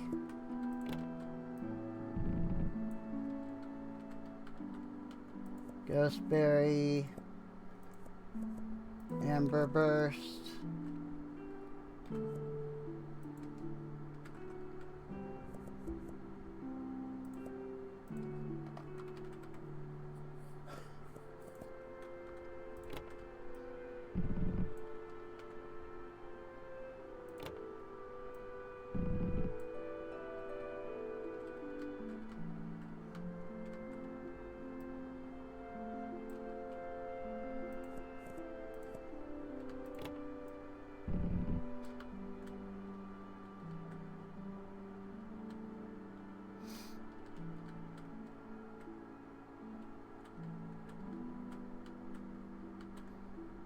Oh. 1, 2, 3, 4. I see. Then let me grab these.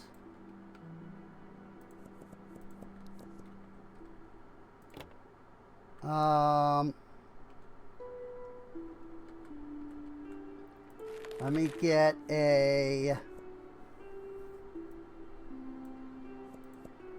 empty crate.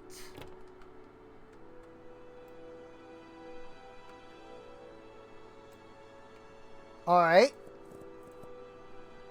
That was really slow for some reason. I don't know.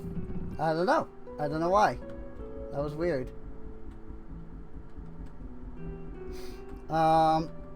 Let's see. It said that you can turn off the wisps, but I don't actually know how.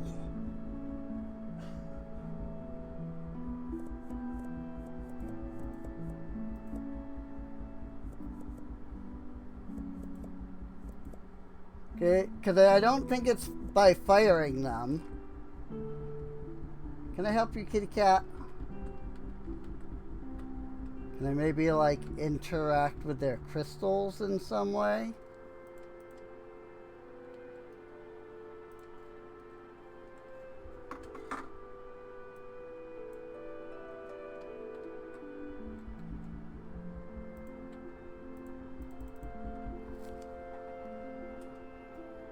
Cat, you're kind of in the way. Like, I can't see if there's a prompt because my cat is literally right in the freaking way.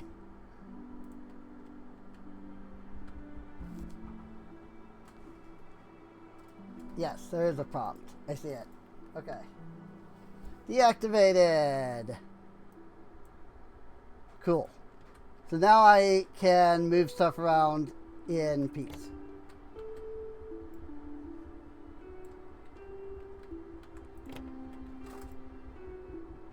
Without having to worry about it.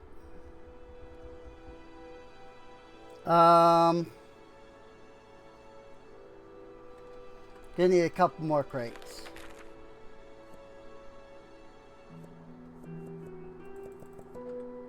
I grabbed 4. Actually, no. That stays there. I'll grab the purple. Put it over here. Now we put this turtle here. Now we grab the red ones. Now we grab these turtles. I'll put them over here. And put the red ones over there. Like that. Cool. Cheese. So I've got star cheese.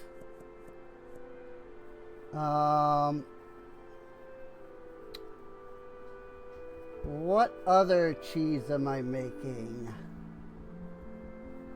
1, 2, 3, 4, 5, 6.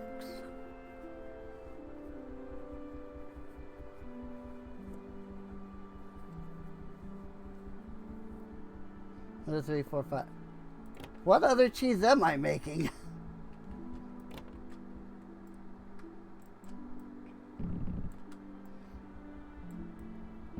That there, put that there, put that there, put that there, put that there. 670. Then I can put the Luna here, assuming that's the one that I'm making.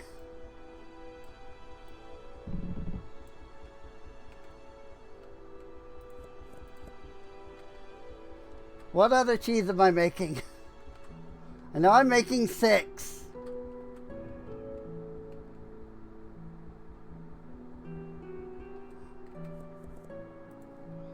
Milkweed.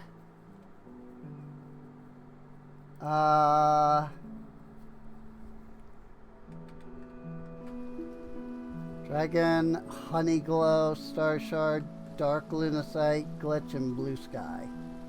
Okay, so I'm not even making regular Luna. I'm making Honey Glow. I'm assuming. So that's star, so cheese. So honey cheese. I'm assuming this is the other one I'm making. 7. Let's do 8. 8's fine.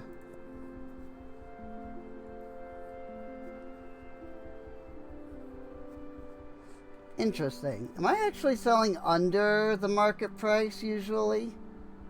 No. Just on some items.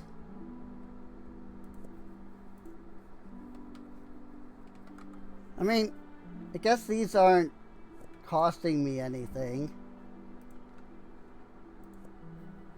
So it is fine to sell under 660. 810. 780. 7,000.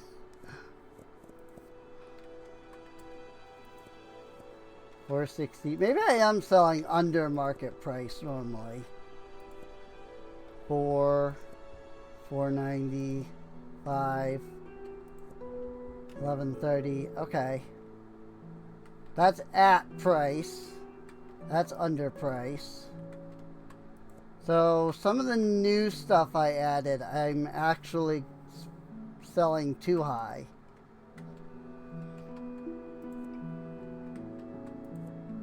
$640, $60, 1270, 1180, 1020.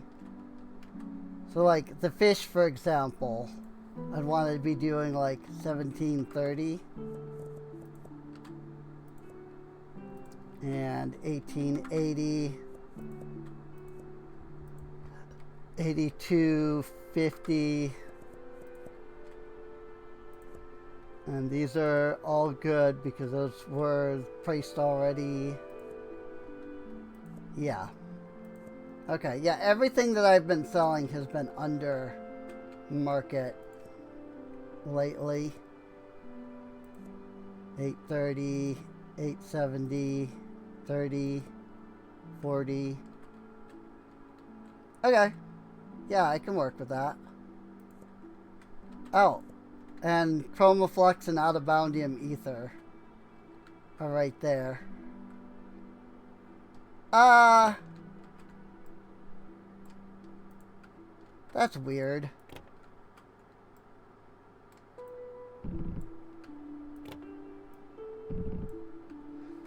The ether should be towards the ether, and the crystal should be towards the crystal. I probably had them the other way around before. So, like, I probably just had them the other way around before, which is perfectly fine. I just think it's funny that I had them in such a weird, like, way. Boop, boop, boop. Okay. All these crates will disappear overnight, so that's not a problem. The shop gnomes will show up, as it always says. Also, you can set it so that items aren't sold on a shelf and they're purely decorative, which is really cool. I don't know that I have anything that I would want to set to be decorative, but it is a thing you can do. You can set certain displays to be purely decorative. For example, I could go into here and set the fish to just be decorative instead of, you know, selling them. Oh, that's cool. Like the like runes turn blue, and the like little border down here turns to like gold.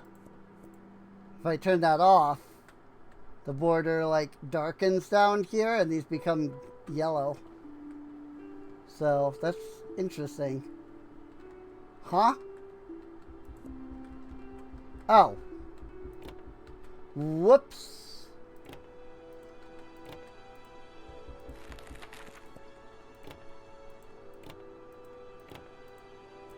I turned off to storage.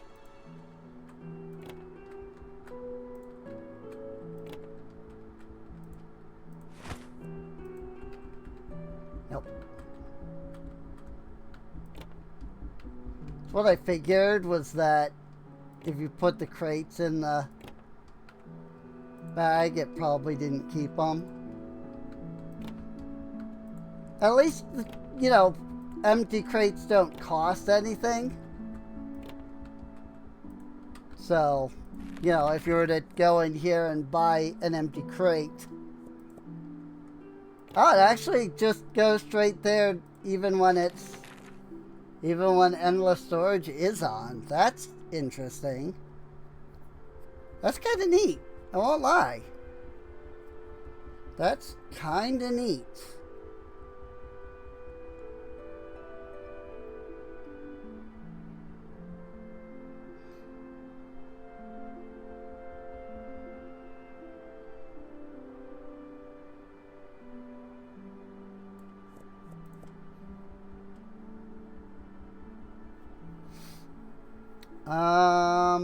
Alright, I think we're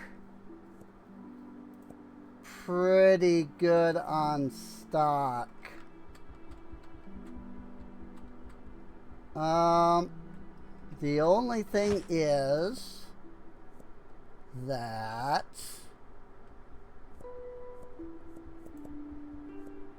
oh, I need 20,000.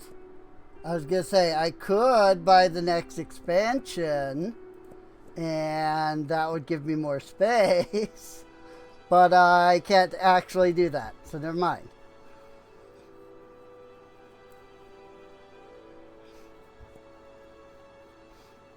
Fifth set of rare quality weapons for purchase. Sure, why not? Let's see what we got.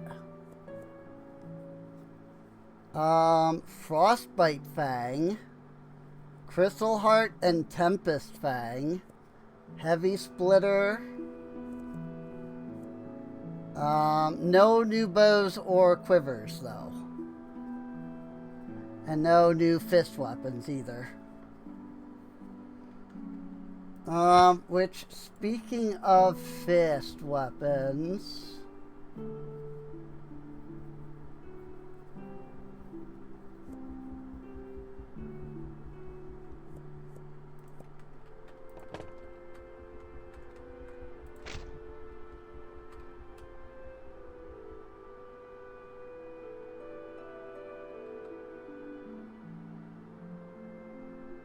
well, that's interesting.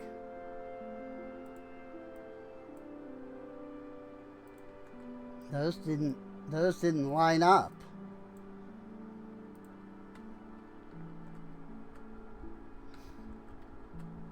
So that's interesting.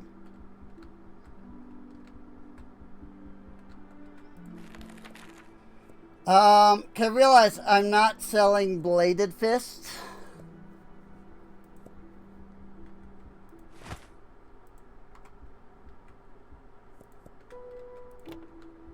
So I want to stock some Bladed Fist. I think I must have gotten that and not realized it, because I haven't even like set it up to be available. Like it wasn't even like set up here. And actually, now that we have 4 of these, I'm thinking vertical weapon display stacked.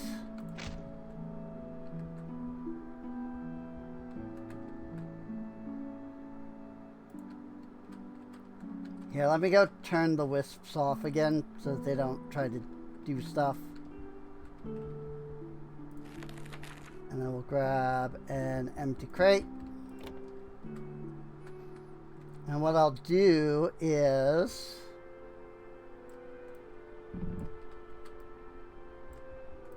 I think some items are just not set up to like factor your stocking speed properly. That might just be a bug.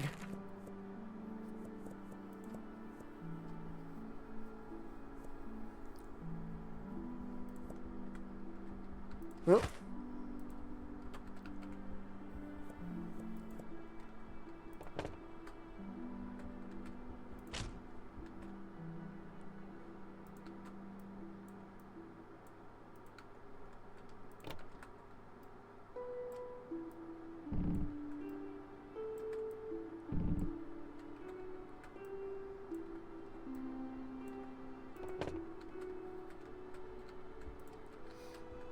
I think now that I have 4 fist weapons, I think stacking them like this will look really good.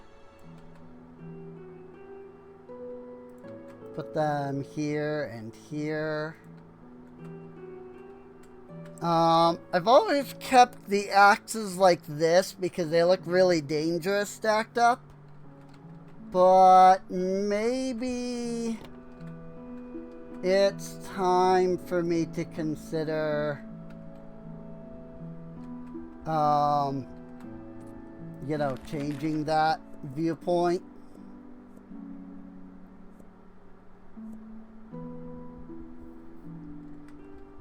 How about horizontal weapon displays? Maybe this will make it look a little less dangerous. If I like hang the axes up horizontally. Yeah, that does look better. I think I was always using the standard weapon display, and I didn't like that. But that actually looks really good. So let's do that.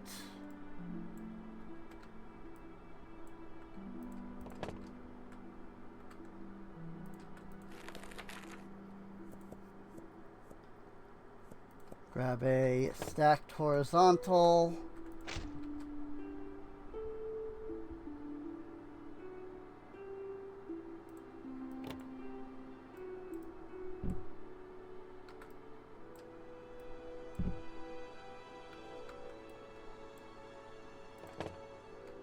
Cool.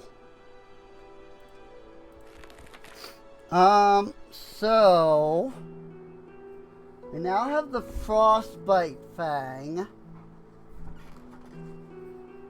I'm also not... I stopped selling the Rustbite. But I'm wondering if I should change that.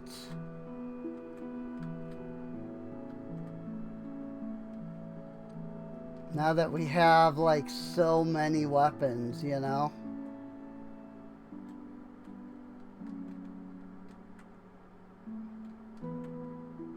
Jagged Shiv. The Rustbite and the Frostbite Fang are both daggers.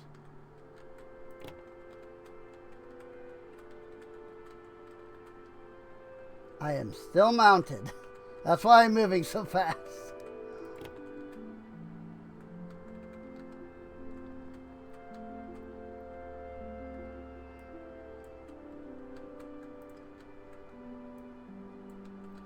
So let's start here.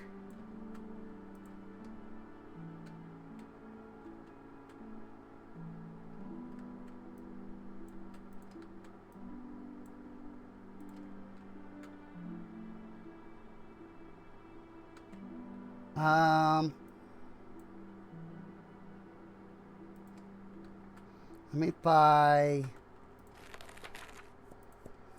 some vertical weapon displays.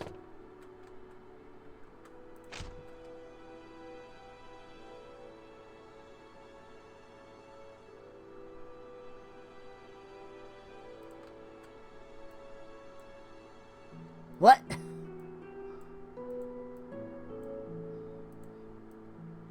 All right. That was interesting.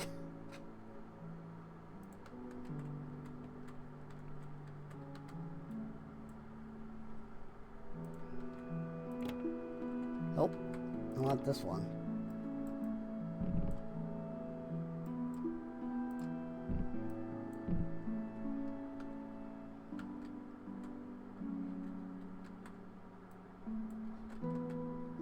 Got the Jagged. We've got the Serpent's Edge. What are the prices here? $670. Wow. Even back then I was doing slightly under market price. How about that?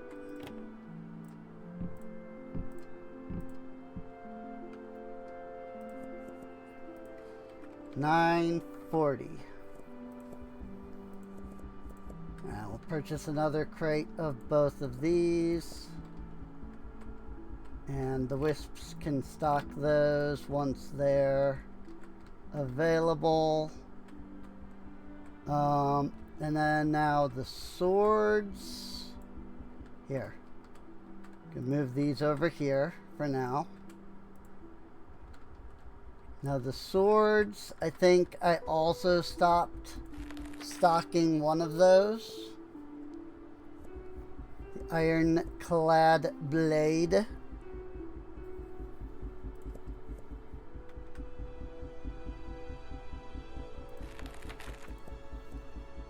So I'm gonna need more. Need like 3 of these.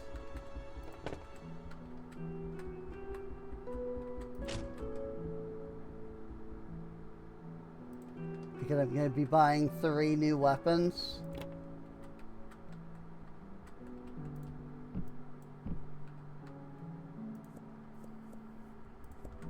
Purchase an additional crate of that. Put in there.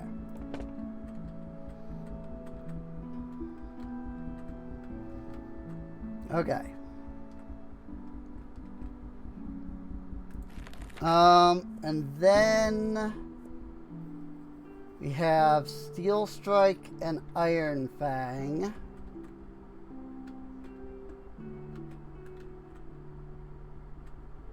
This is Iron Fang. Sun Strike, Steel Strike.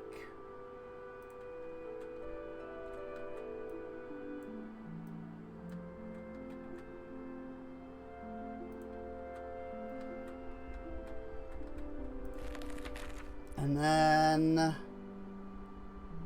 Sudden Strike and Azure Fang.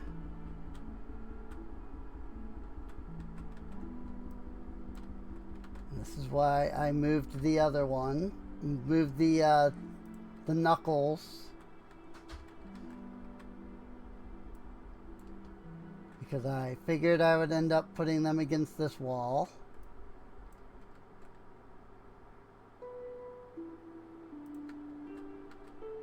And then the Stone Edge. Stone Edge!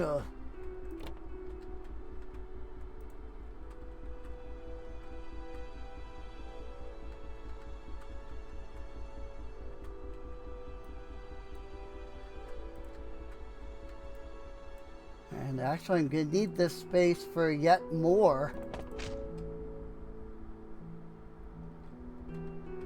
Because there's still 2 more sets of swords. Whoops, this can go back a little bit further.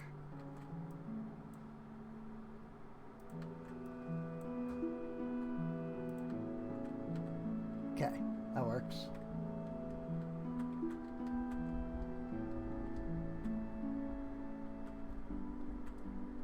What did I say? Should have 1 more weapon display. I did in fact have 1 more.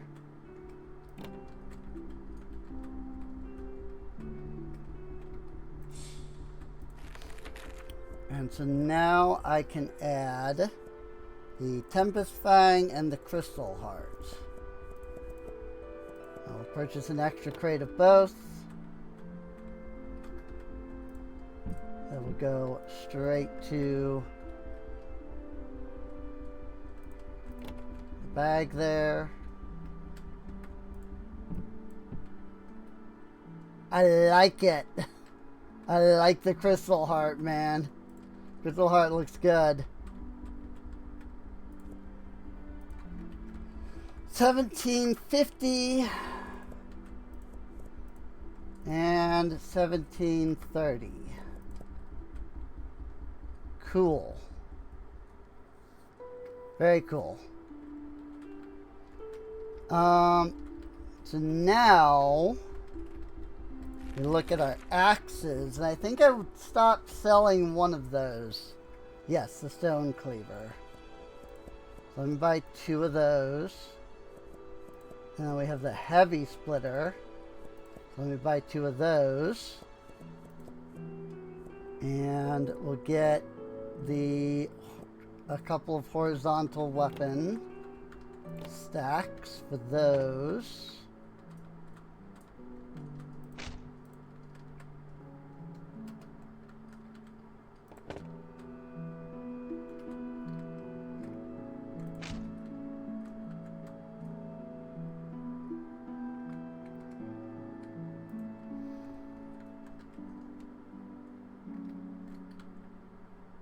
Heavy splitter, stone cleaver. I think. Was it the stone cleaver that was the first one? Yes. That makes sense. It is the smaller.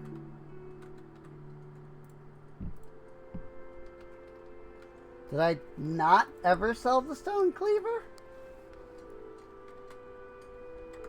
Interesting.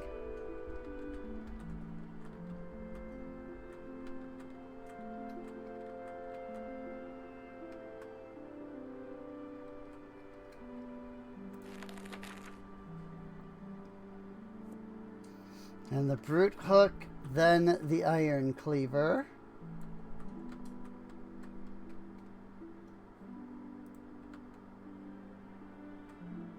Hmm.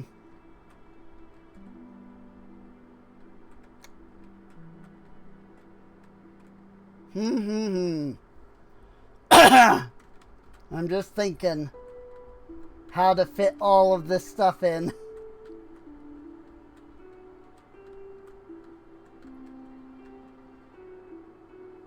Then we've got the bows, and then we've got all of this.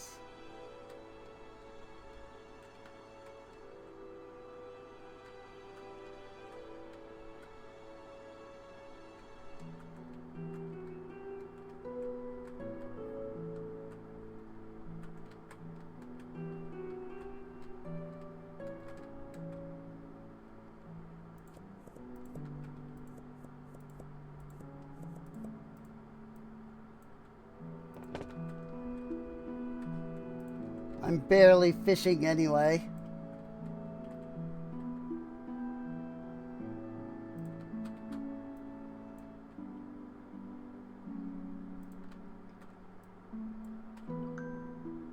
So here's what I'm thinking.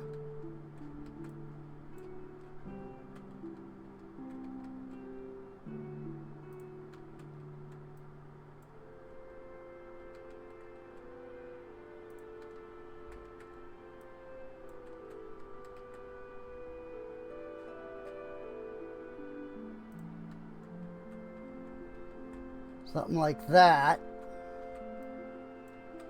And maybe I didn't need to move all of them. We'll see.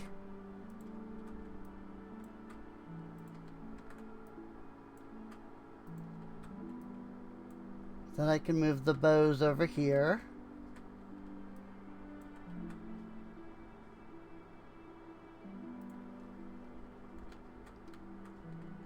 And then I need to grab this one.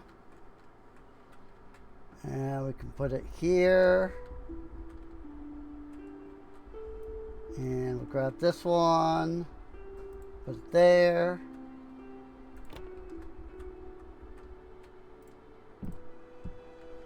And do that.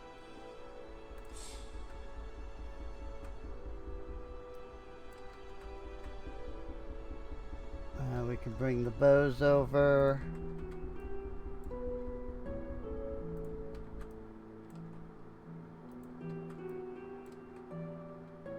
We can put the quivers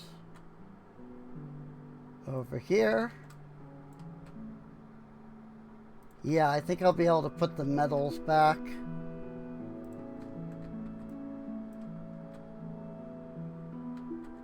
Without issue. Whoopsie. I forgot about these.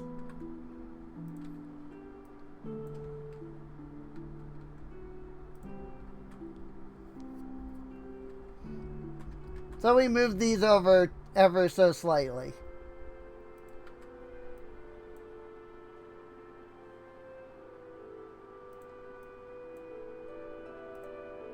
Ah.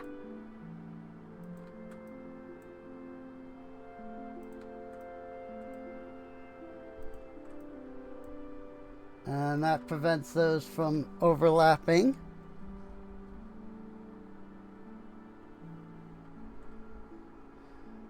Okay. And then, so now we've got our cheeses and our jam over here. We've got our toys over here. I can rotate this sideways so that it fits right up against here.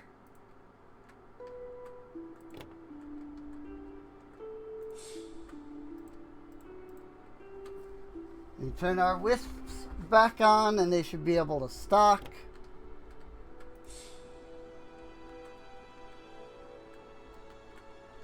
Yep, here they go.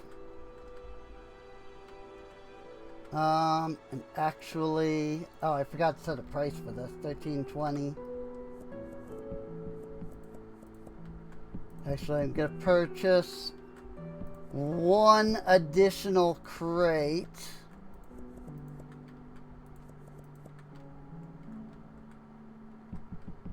Of the new items.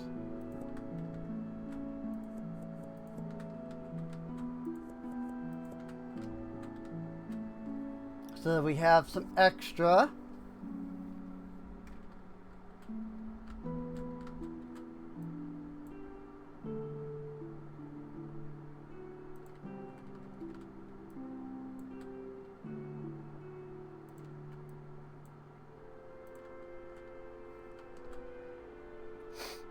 Nah, yeah, I think that looks good. And because we have so many available on each of these shelves, like this is already basically like having 2 shelves for each of these. Unlike, you know, how I have 4 bows per shelf, 4 axes, you know, stuff like that. Although I guess the swords are similar. Swords and daggers are similar, but still. Like, I've got like 10 or 12 here, you know? Although, again, I guess the daggers are similar. 9, 9, 9, 9. Actually, they are similar. I could condense the daggers.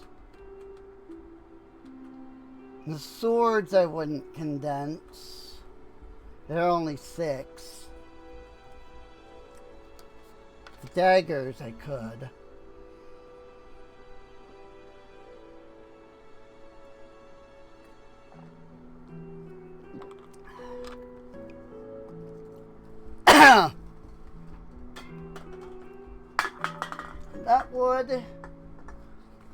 That would give me 2 shelves extra worth of space if I did that.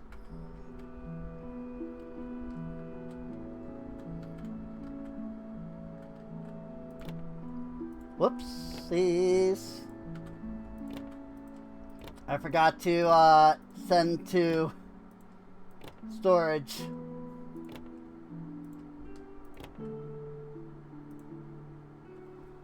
It's fine.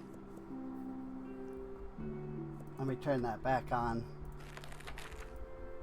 Excuse me.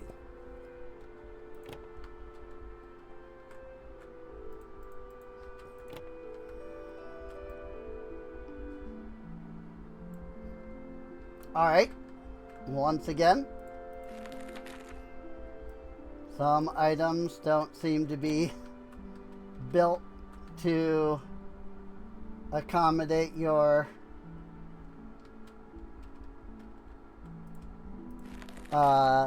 the thing. You're restocking.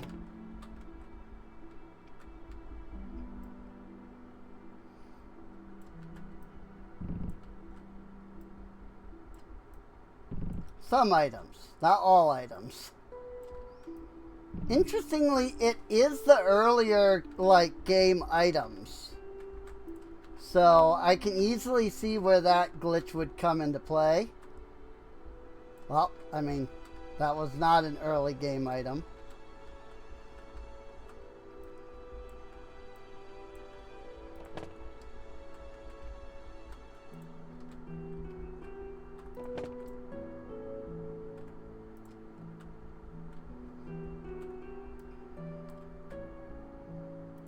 Like, I could see, you know, like, newer items getting added in, like, a different manner to older items. And then it's like, oh yeah, well, of course I updated that old code. You know? Like, I wouldn't think about it.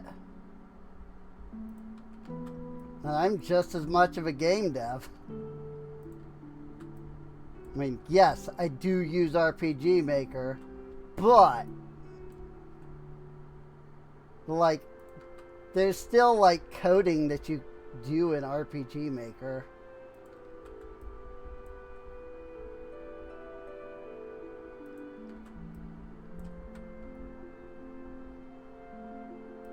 And I do know some good, like, coding practices. And so I try, even if it is just event coding, like, I try to remember to be like, oh, I can put this as like a common event. And then just like call that common event instead of like rewriting an entire like bit of code or something.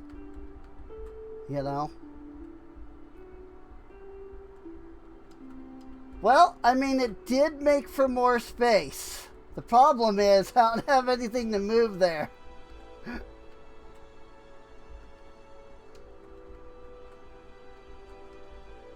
The amount of space that it gave me is not as much as I figured it would. So, whoops. It would have actually looked better if I hadn't done that. It's fine.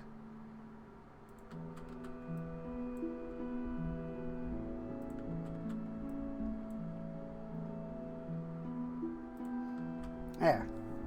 See? We're fine. Everything is mucho gudo.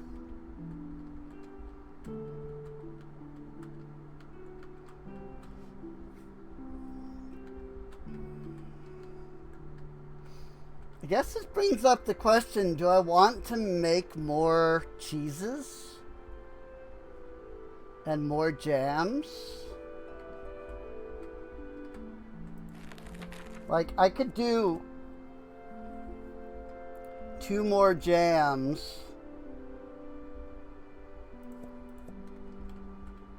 Whoops. What was that called? Pot.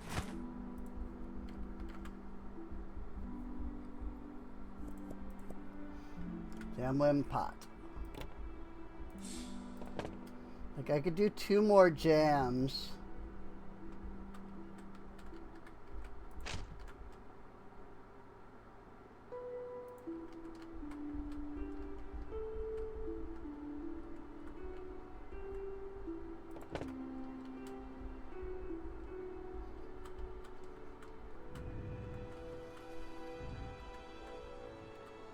It's fine. Just put it there. And then when it comes to cheeses, like, yeah, I can only make 6 at a time. Unless I, like, change the way that I'm planting. And thus, like, if I'm only making 6 of these, then it only makes sense that I'd only want, 6 of these.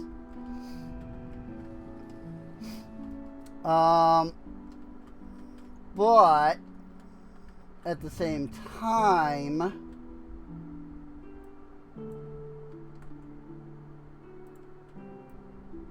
I could make like a regular cheese.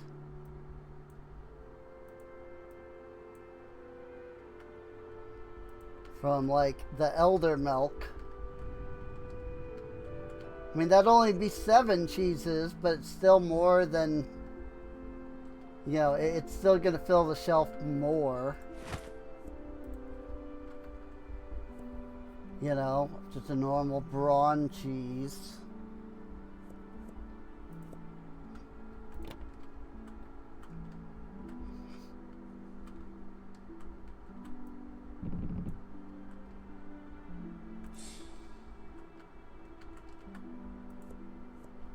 $6.50. And then I guess it's just a matter of deciding what other jams I want.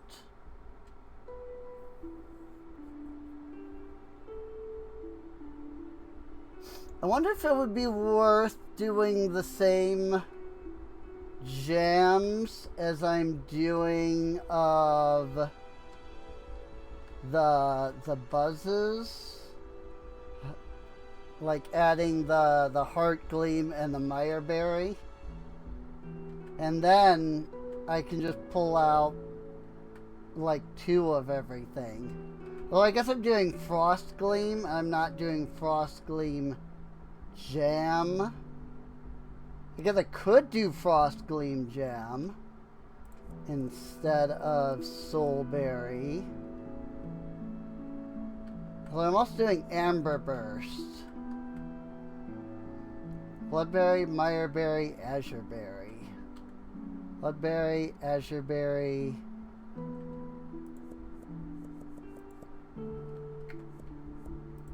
Meyer. Oh. Meyer. Berry.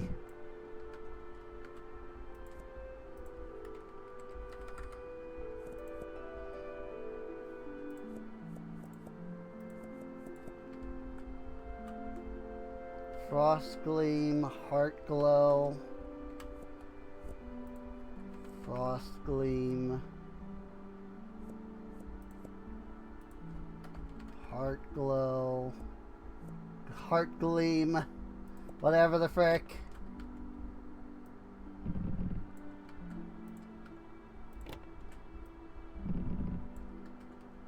Oh, whoops. I put the ghost berries away, didn't I? Ghostberry. So then, like, I can just pull out these exact 6 for both of these.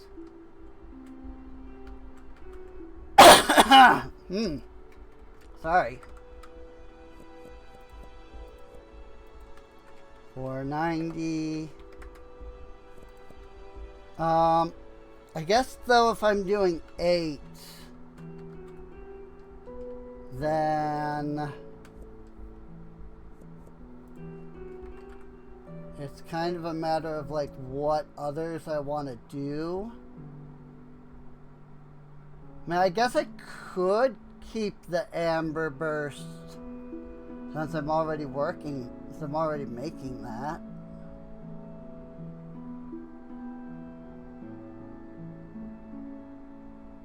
Yeah, I am already making that, the Soulberry, and the Twilapuff. Sure, we'll keep the Twilapuff and the Soulberry. But I think I picked these because they were, like, really high level, you know, high sell.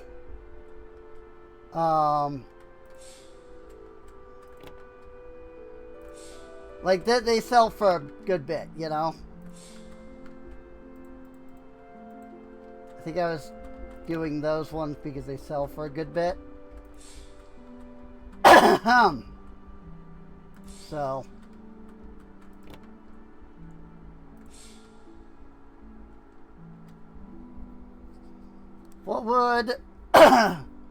What could be an idea would be to put the jam and the buzz here. And then just like, you know, the same 8 in the same order. And then, because then I wouldn't need the other cheeses, right? Because then I can move the 6 cheeses over here. Yeah. Let's do that. This idea will work.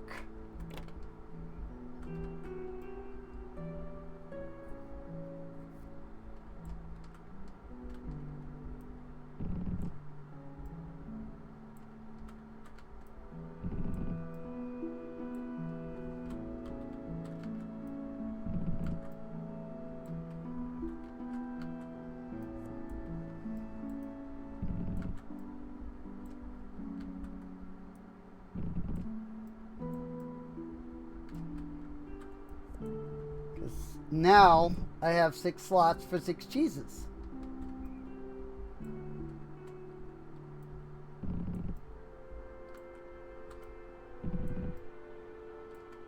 Although I really should have been putting these in order. The very fact that I didn't do that is going to come back and bite me right now. Because now I have to actually move them. I've got Azure Berry at the top. And I've got Bloodberry. And then we've got Ghostberry. And then we have Soul, which we don't have yet. Then we have Mire, which is this one. And then we have Heart Gleam.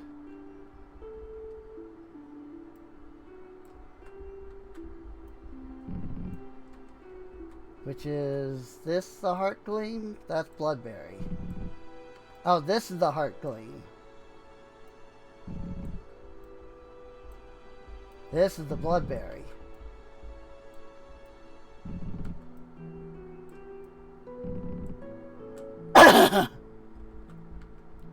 Now we've got Frost Gleam,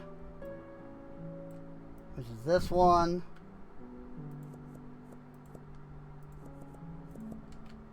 And so now I need to make Soulberry and Twilapuff buzz. Which means I'm probably gonna need more,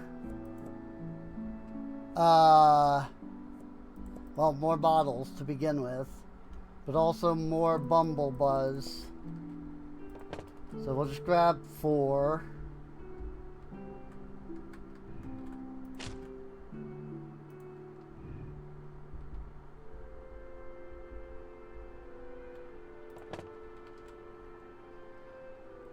I'd rather have too many Bumblebuzz than not have enough, you know?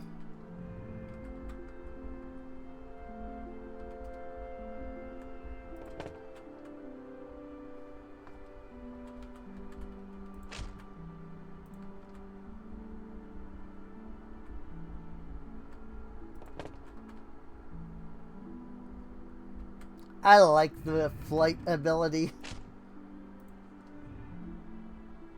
Now, they are going to turn around and lock it at some point behind either like an upgrade or a, you know, a quest or, you know, something to that degree.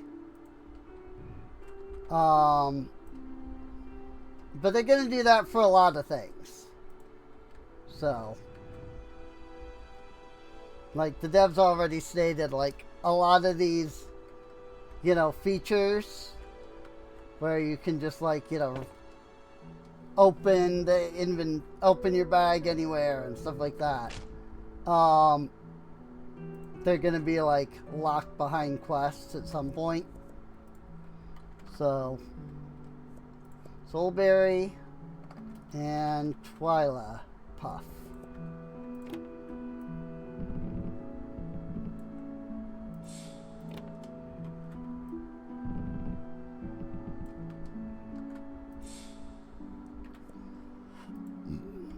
Honey. Yeah, see, I don't think I'm producing freaking 100 honey from just the 8. So I think I will need at least 12 to produce that much. And then we'll take the extractors. And these we can hang up on the wall like before.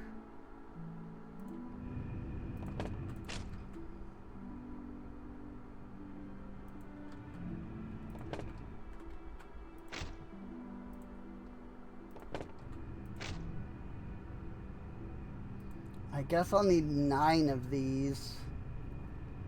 These things are huge.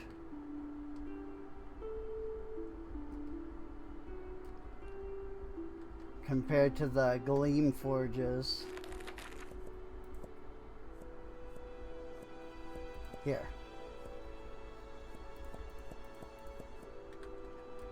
We turned on the arcane redirect because then I can come over here.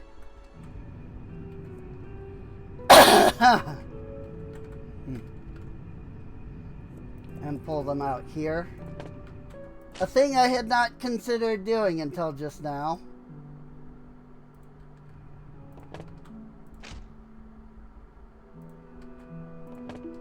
Because, you know, I was running back and forth there. But this makes a lot more sense to do. And we'll put our 9th one there.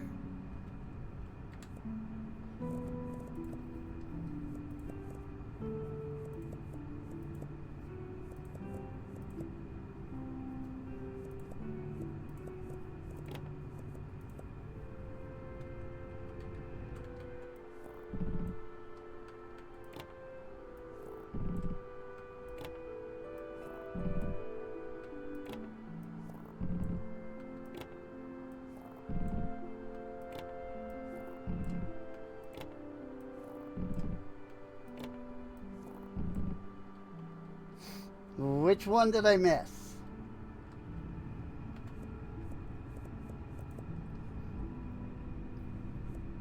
Dark Lunacite, Dragon's Blood.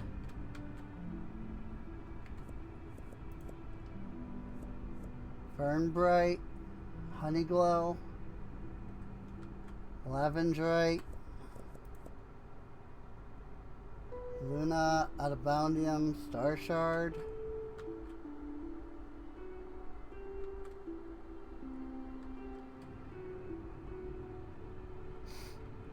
Maybe it's the Lunacite? I can't.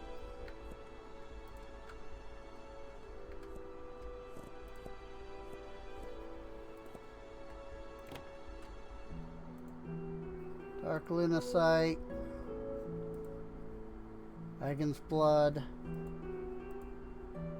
Fernbright. Lavendrite. Honeyglow. This is that. Oh, that's Lunacite. Oh, okay. So I didn't get the Adaboundium. That's the one I was missing. Got it. So now we have all 9 ethers going.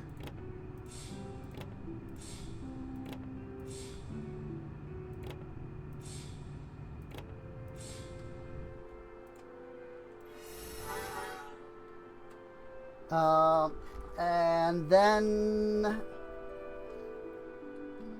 I need to figure out which 2 berries it was that I added. Was the Heart Gleam and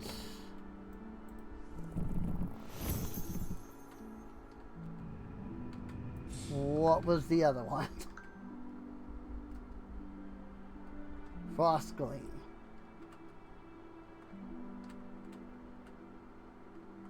Yes, there's the Heart Gleam and the Frost Gleam.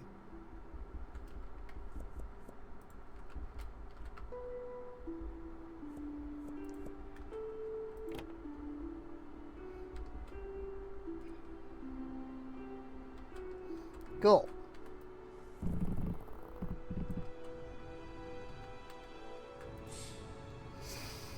Okay. With that, we can end the day. Finally. And I don't think there's any nighttime events going on.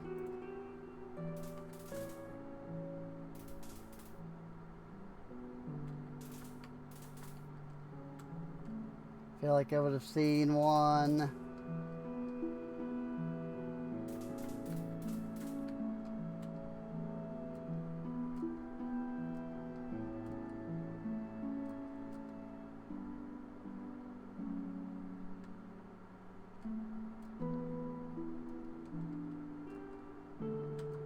Yeah, unless there are nighttime events elsewhere in the world that I'm not seeing. I'm not seeing any other, like, nighttime events right now.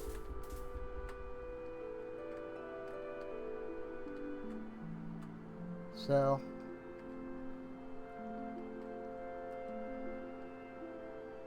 which is perfectly fine. I just want to make sure I'm not missing it, you know?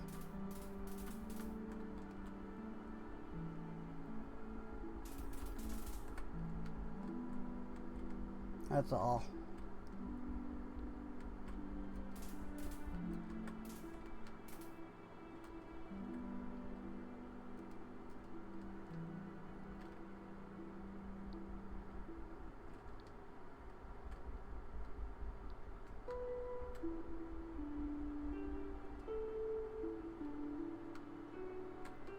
The freaking Orling is so big.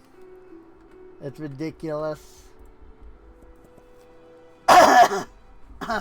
Well, these 3 hours turned into 2 days. So that's fun. Hey, nice bright day today.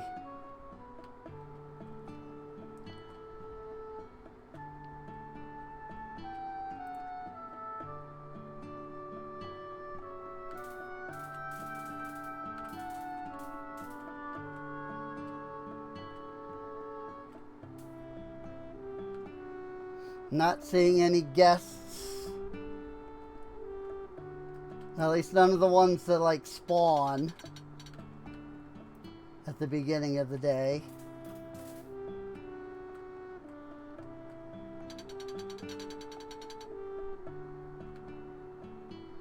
Like, you know, when you like open the door and like a dragon goes flying by kind of thing. Like, there's no like dragons or,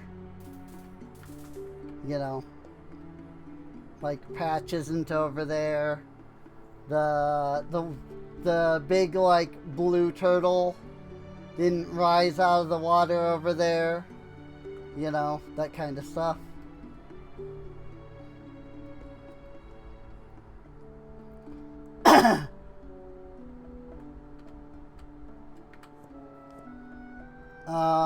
Okay, so Azure Berries.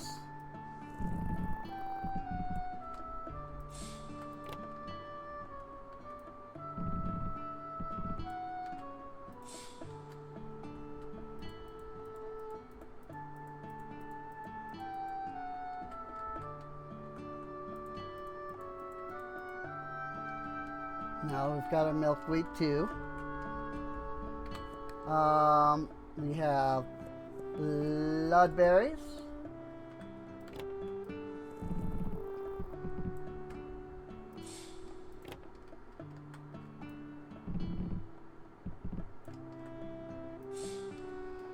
We have ghost berries.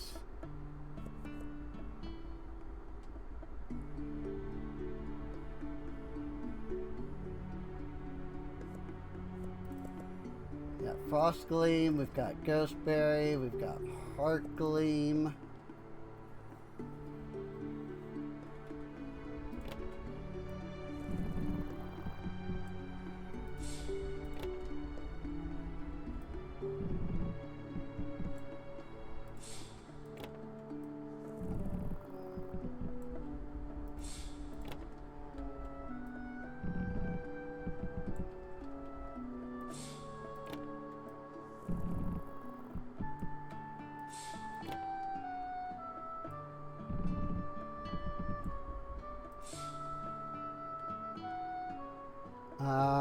Three more. What else was there? I'm so bad at remembering. Meyerberry, Soulberry, and Twilapuff. There they are.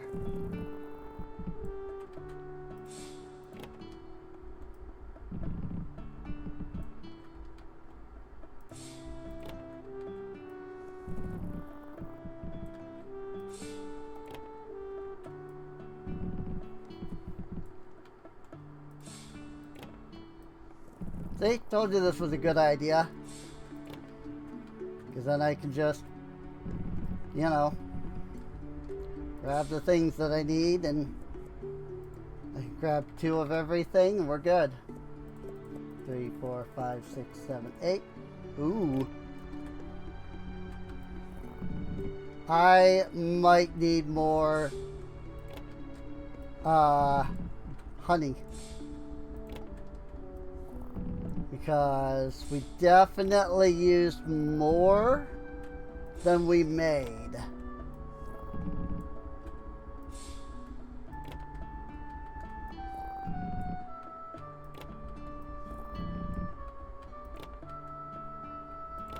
Whoops.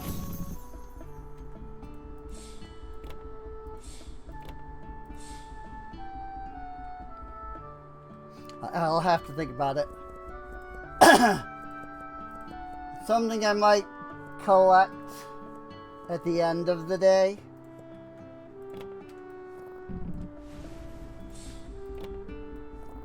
Since we've only got, you know, $1,000 here. To be fair, like, we had 10,000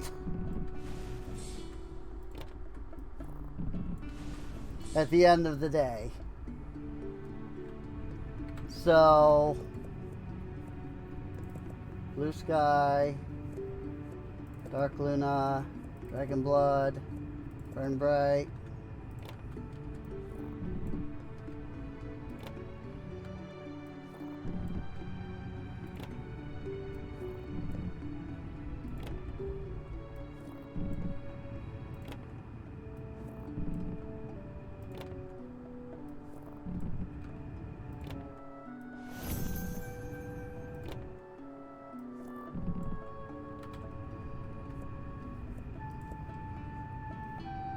Honeyglow, Lavendrite, Lunacite out of Boundium.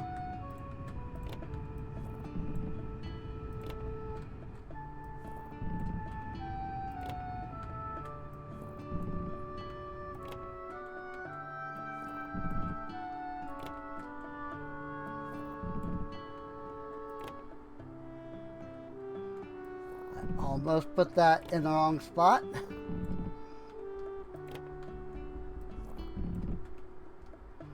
And then finally, Star Shard.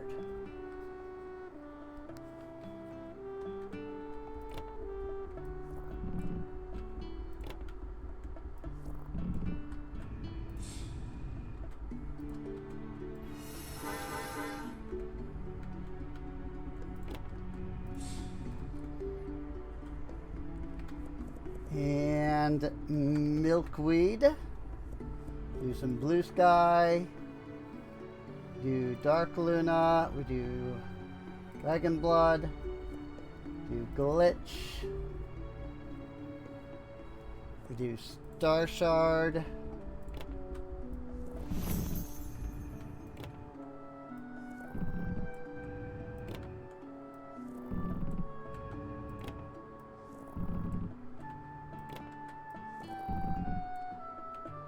And the last one is honey.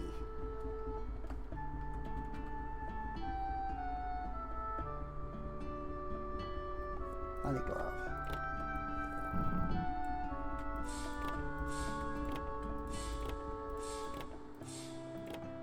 I will say it would be a lot easier if I just didn't even have to remember each one, but unfortunately that's not really the way this works. Oh, we can't auto that. Interesting. Pay off all our bills.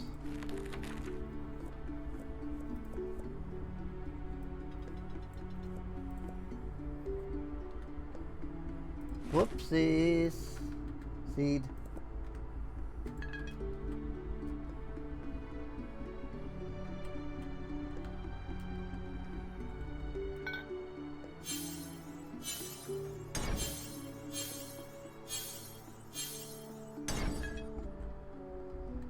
Boop.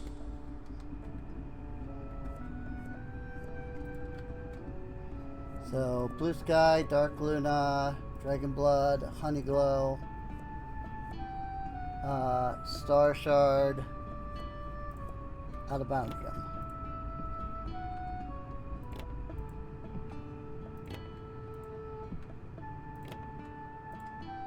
Like I said, it'd really be a lot easier if I didn't have to remember.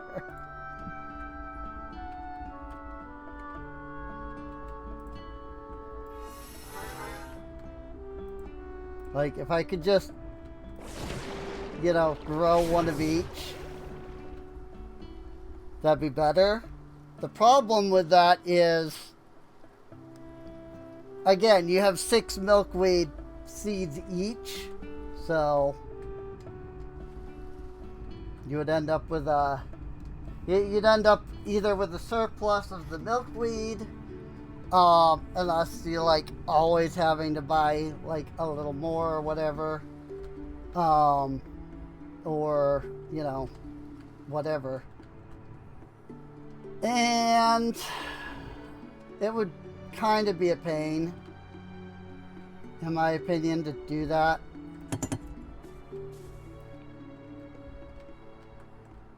So I would prefer not to have to do that.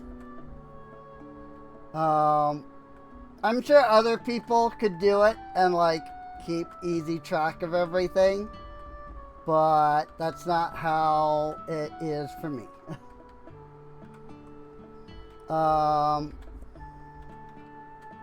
So I need the Soulberry and the Twilapuff.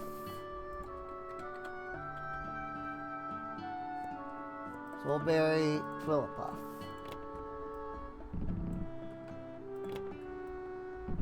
Yeah, I couldn't stock those yesterday because, you know, I didn't have any. But now I can. So, market price is $8.50. Market price is $8.30. Cool. Very cool.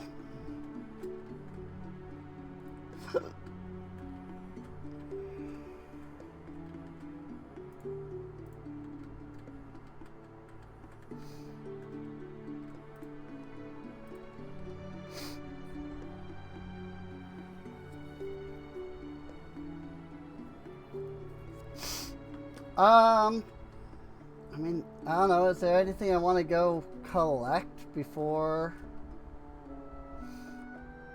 I guess I can take a look around and just double check that I don't have any guests that may be spawned in somewhere. Because they like, you know, there are some that don't have like entrance, like animations yet. Like, I don't think the Giraffe Hydra has a, like, entering the world. I think they just kind of spawn there. But also, like, you know, he spawns there. Like, right there. So, like, we would have seen him.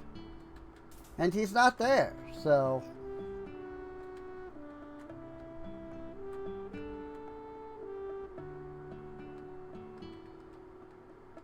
Now, we would have seen the other creatures by now. And, you know, it's always good, though, to go get Umbral. His 15% bonus is pretty nice. I'm sure it will get changed when the game fully releases. Probably lowered in some way.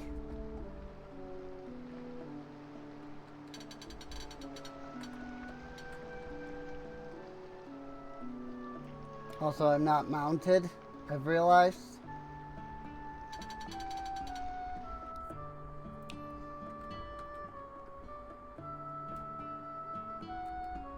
I forgot about grabbing my mount, which is probably in here. not, then I can always use the Bell of Recall. It is not. I don't know where I left it.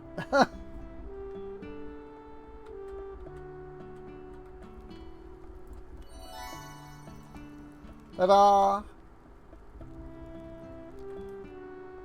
This is why the Bell of Recall was added.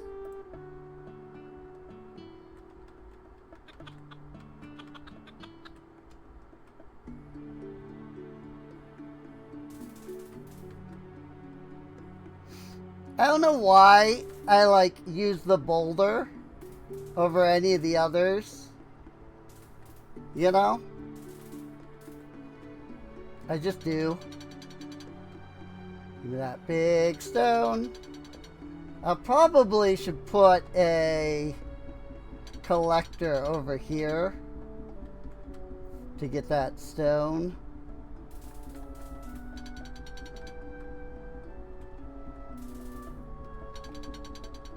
So that, again, I could then turn it in.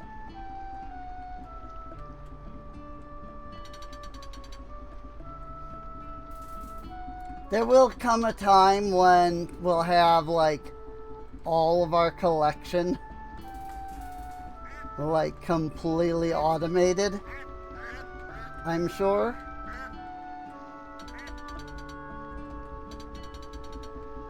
I'll put one here for the Quicari eggs.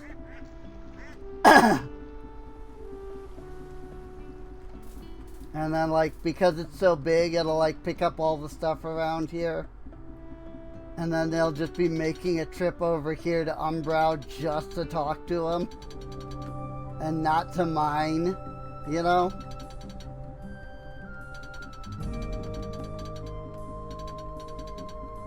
But yeah, there used to be a door right here.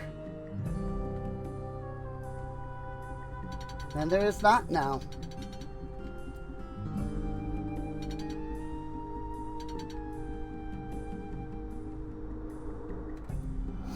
Let me tell you of when the gods broke the world.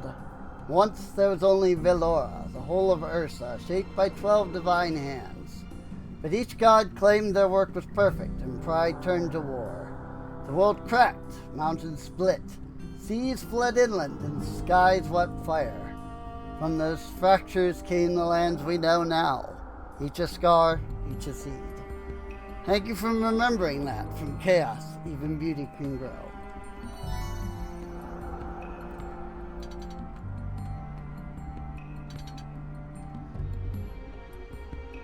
It's a very interesting bit of lore.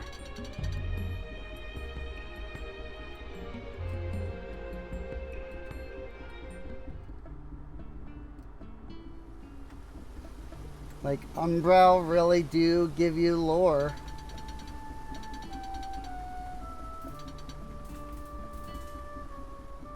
And I do wonder, how much lore is, planned by the dev, and how much of it is, it just needs to be a story, right? It doesn't necessarily all need to, connect together properly. So, how much of it is just, you know what, this sounds like a fun, how much is there of, an actual timeline? And how much of it is just hey, this is a fun story, so I'll add it. Hey, my brain just came up with this. And part of the reason I wonder that is because I know how my world works. And I would be, I can definitely say there's a lot of lore of my world that has been, this is a cool story, I'm going to throw it in there. And I don't know necessarily the timeline of it. I just know okay, this is a thing that happened in history now, kind of thing.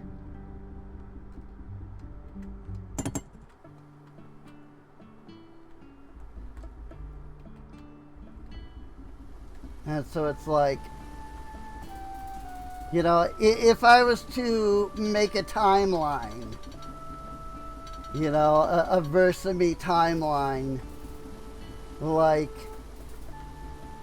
I don't know that I would be able to fit all of the stories into the timeline coherently.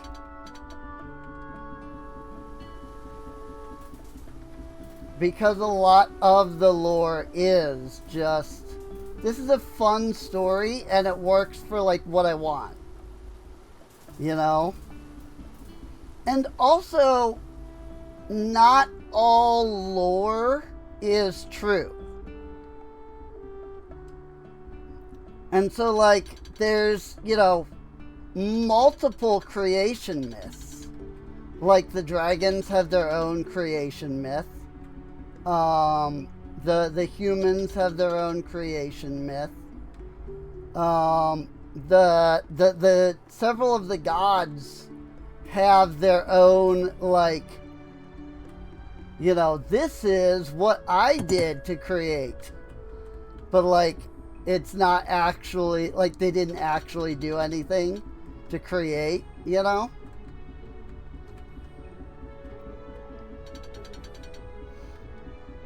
And so, like, you wouldn't be able to put them all together into a timeline because they don't all fit, because they're not all true.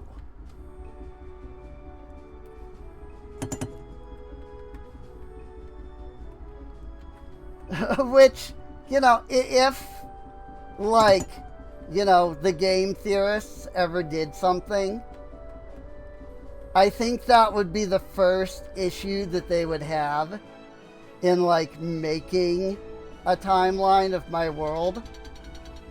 Because you would take all of the information as though it's fact, right? And it's like, but I've actually purposefully put, like, false tales in. Because that's how history works. You know? Like, look at all the creation myths in our world. You know? And none of them are, and literally none of them are true. You know? Science has been figuring out, like, oh, as it turns out, like, you know, there aren't gods that created the world. Freaking, our world freaking came together, you know, 4.5 billion years ago, just through natural causes. And like, yeah, it's a fantasy story. And so like, there is a creation myth that is true.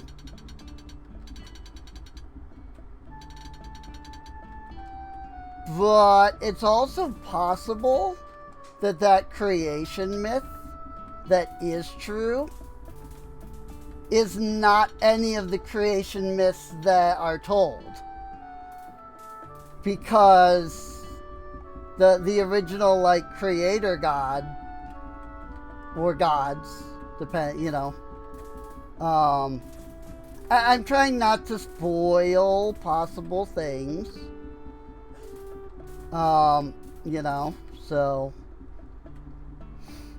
the original, you know, creator god or gods, whichever one it actually is, you know, like their tale may have been lost due to the influence of other gods.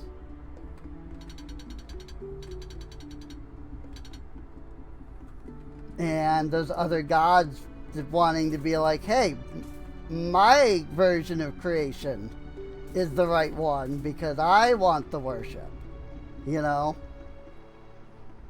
Because freaking gods are petty like that. Like, that's one of the things in Versame lore about, like, gods. Like, there is no such thing as a perfect god in Versame lore. You know? All of the gods in all of the different versions of Tales are imperfect. There is no, you know, I created, ooh, they sleepy. I hope. Wonder if these, a gentle dream lingers here, of companionship, adventure, and home. And though they slumber now, their paws may someday follow your journey. Huh. Interesting. A future feature, perhaps? Neat. But yeah, like, there is no such thing as a perfect god in Versame history. You know? Even if there were a single creator, let's say. Like some of our religions in our world say. Even that creator wouldn't be considered perfect.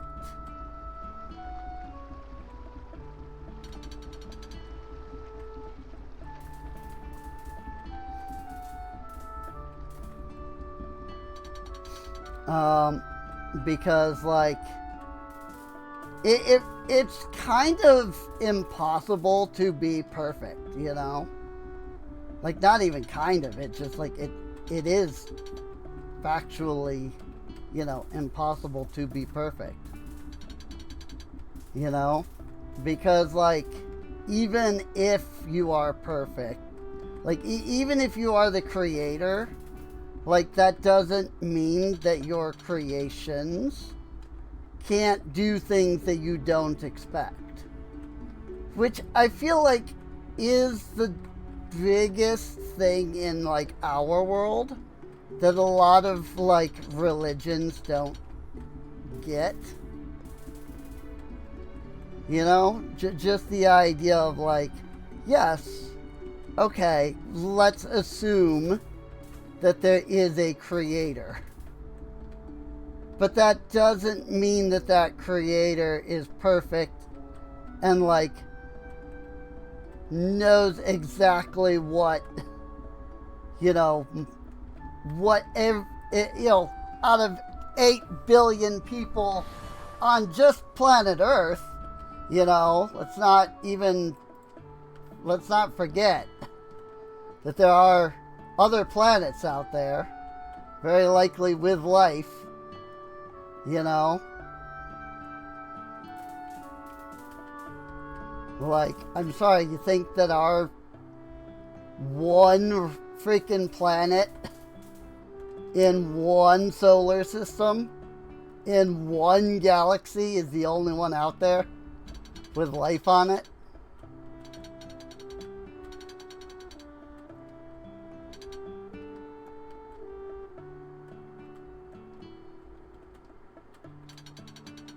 But, like, that's the thing, right? Like, I feel like that's the thing that a lot of religions in our world don't consider. Mostly because, and no offense meant when I say this, but religion very rarely follows logic. Again, no offense to anybody who believes in any religion. I've stated before that I am agnostic, you know. I don't believe in any one god or gods. You know. I don't know that I don't believe that there could be some, you know, higher being out there. But I wouldn't, like, call them a god, you know? Even if, like, they were responsible for our creation. Like, think Final Fantasy 16. For anybody who's seen that. Like, the story in Final Fantasy 16 is like, Ultima comes to, you know, the Final Fantasy 16 planet. And he, like, creates humanity. And then humanity is like, hey, you know, like, you haven't been a god in, you know, thousands of years. You know? Like, you haven't done the job of a god.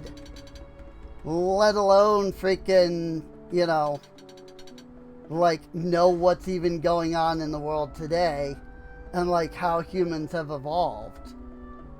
You know? So, like, it doesn't matter if you're the creator, because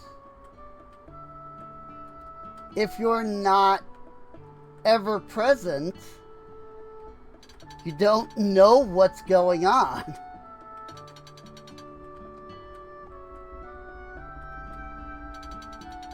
And even if you are ever present, like, you can't lay down a law, you know, 5,000 years ago and still have that law be the way that things work now. Like, it's been 5,000 years. Things change, you know?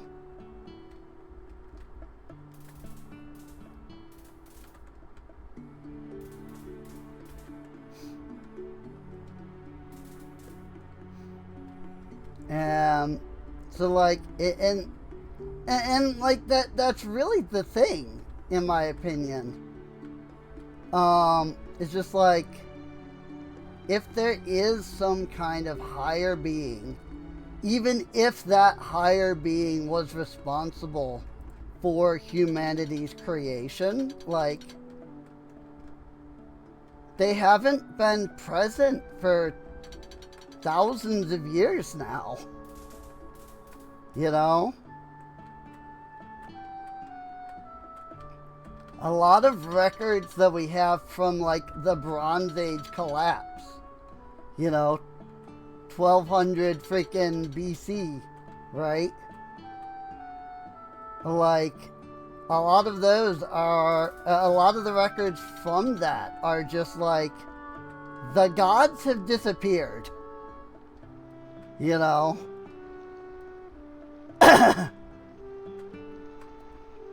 And so it's like, yeah, 3,000 years have gone by. Like at minimum, you know? It's like it's been 3,000 years since a deity made themselves, like, known in our world. You know?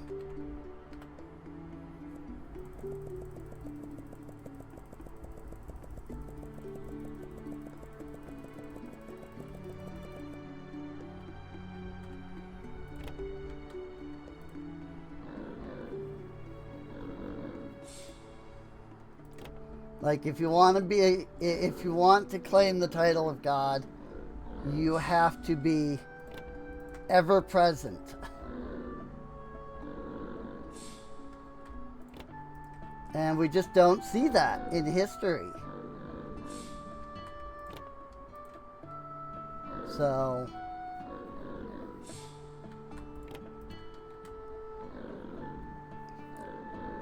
and that's pretty much true. You know, we got on this because of Versamilor. So, like, to go back to it, like, that's pretty much true for, like, Versamilor. You know, even if there was a single creator god of some kind, that creator god hasn't been around since the First Age. And the First Age is like 50,000 years of history. Well, the First Age is 50,000 years of history. There is the timeline of Versame is basically that the timeline begins in what is called the time before time. You know, a zeroth age, if you will.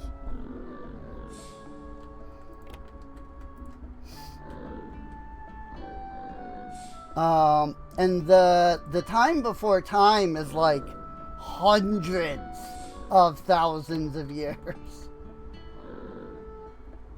And the First Age is just the thing that heralds the First Age is essentially when people started recording history.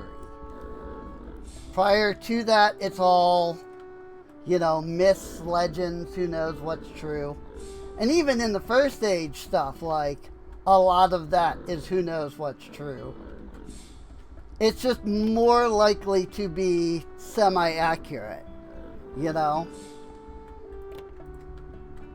Like, this is, the First Age is when, like, writing history became a thing, you know?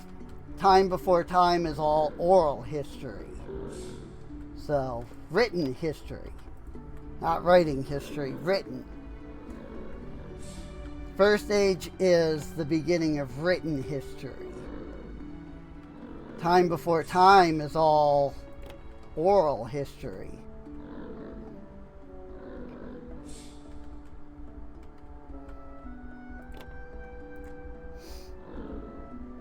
And so, like, there's a couple 100,000 years in the time before time.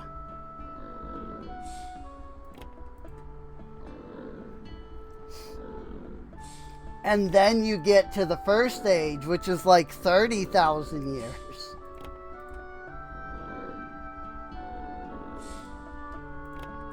And, like, who knows at that point, you know?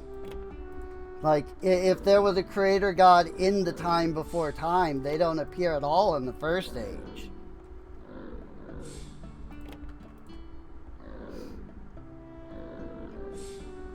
And then, once the First Age is over, then you start to get into the Age of Magic.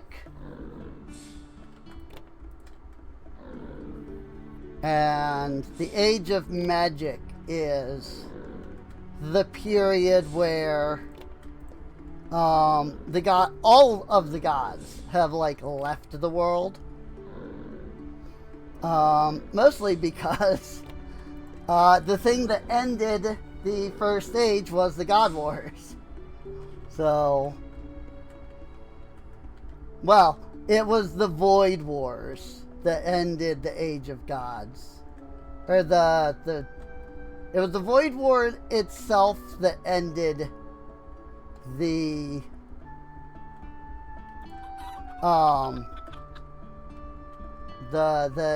First Age. And I did all this stuff. Okay, we're good to open then.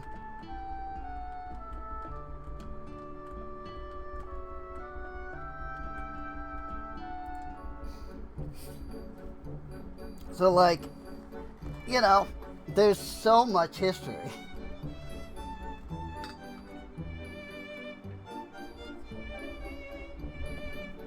And the gods were forced off of Versame. Kind of, RuneScape-esque. It is where I got the idea, to be fair. You know, the God Wars, where they were eventually caused so much destruction that they were forced off of the world. You know, like Guthix does to RuneScape.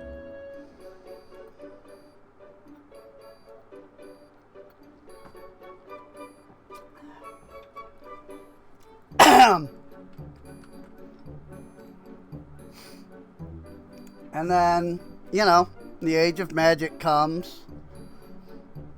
And that's like 10,000 years of history. And the Age of Magic ends with the Scion War. At least that's what I'm currently calling it. Because I haven't really found a better term for it. It used to be called the War of Magic. But now it's the Scion War. Except, like, the Scion War is only, like, the first third of the war. So, like, I feel like I should name it, you know, after something else. Some other part of the war. You know, something in the other 2/3. But the problem is just that I haven't fully figured out everything about that yet. So, right now it's just called the Scion War because it's the war where people fought against Scions. You know? What do you mean the people fought against Scions? I mean, they fought against Scions. Psionicists, if you will. Users of psionics.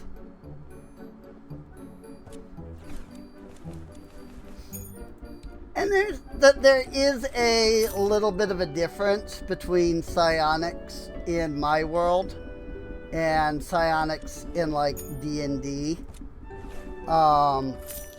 Psionics in my world is more like psychic than it is like purely just mental magic.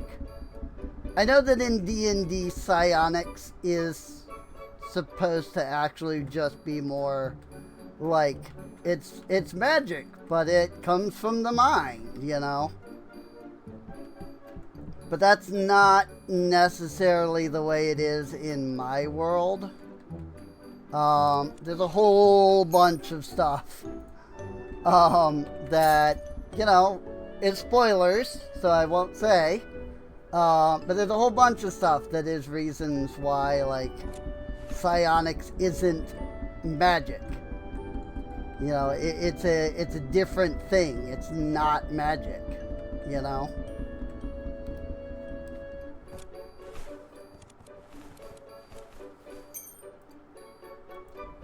1408.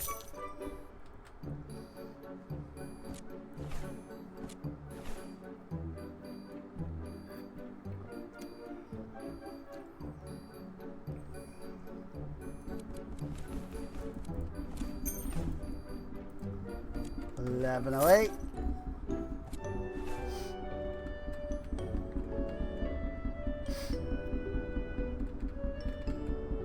It's more, psionics is more psychic than it is, you know, mental magic, if you will. I would point to something like Earthbound. Or, well, the Mother series as a whole, if you will, where it's, you know, PSI or PK, you know, depending on which version you're playing, you know. It's not mental magic, it's psychic power that can take the forms of, like, magic, you know. Like, you could cast the Fireball spell as a Scion, but it wouldn't be the Fireball spell. It wouldn't be magic. You wouldn't be able to use Detect Magic or Dispel Magic or Counter Spell. You know? Because it's not, well, what you gonna do with all those eggs, lady? Good lord. That was like 12 eggs. She wanted some eggs, I guess.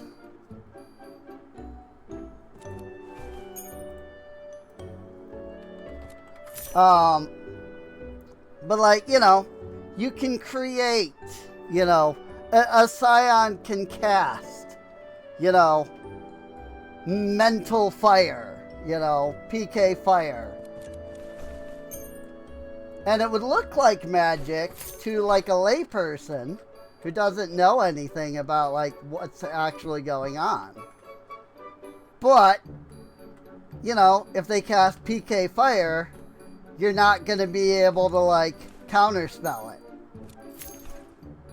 You also wouldn't be able to like cast detect magic and like see it, you know? It's like, oh, this is arcane magic. You know, you wouldn't see arcane magic. It would be invisible. It would just not be there. You know? It would be like a black hole. But for like magic, if you will. In terms of like how it looks, like it's there, but it doesn't, you know, reflect light. If that makes sense, you know?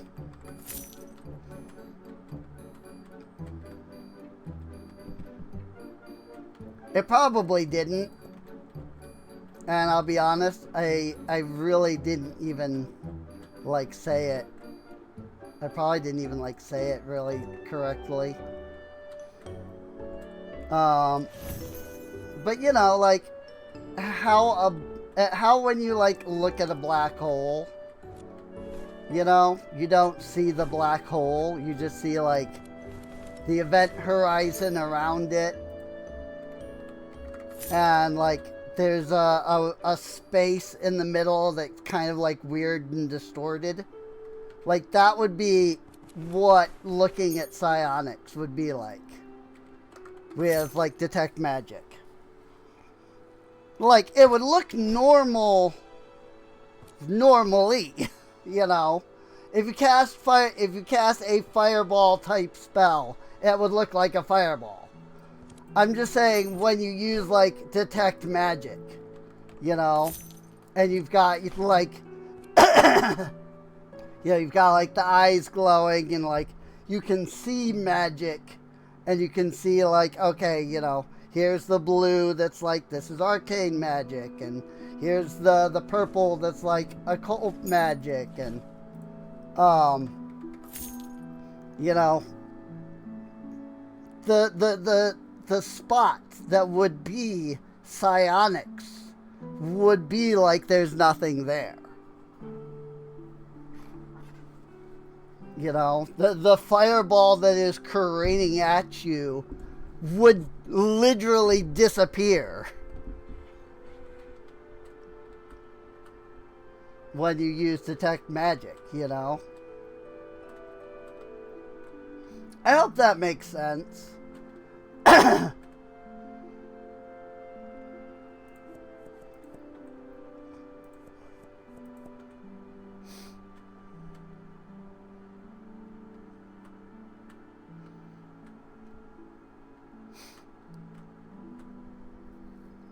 But so yeah, psionics is not magic. It's not visible in the magic spectrum, if you will. You know, when you're using a detect magic or an elemental sight, or you know, it would not be visible because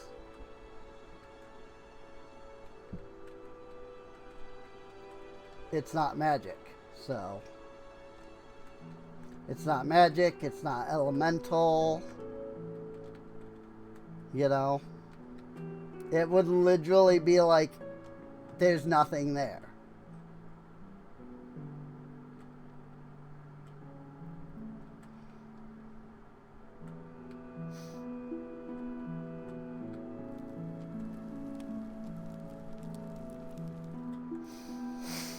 Alright, before I go to bed. I just want to double check that there aren't any nighttime events.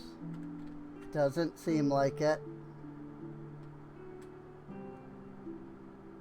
But I know that the comet that delivers the star shards doesn't appear until you kind of come over in this direction. But yeah, it doesn't look like there are any. There's no unicorns.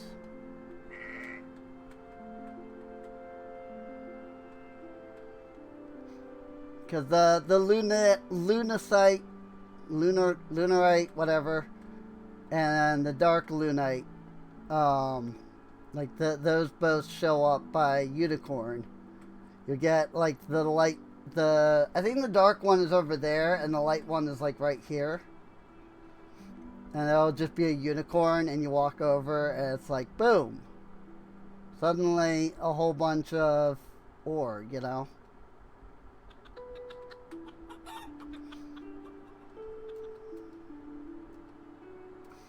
And the star shards are like the meteor comes down, but you have to like get over here towards like where the pond is. You don't have to be at the pond, but I think you have to be kind of like around this area, and then you'll suddenly hear like boo, and it'll crash and smashes into the freaking ground. Something like that. It's been a while since they've had that, so I don't know how it works anymore. It could have just also been changed, so.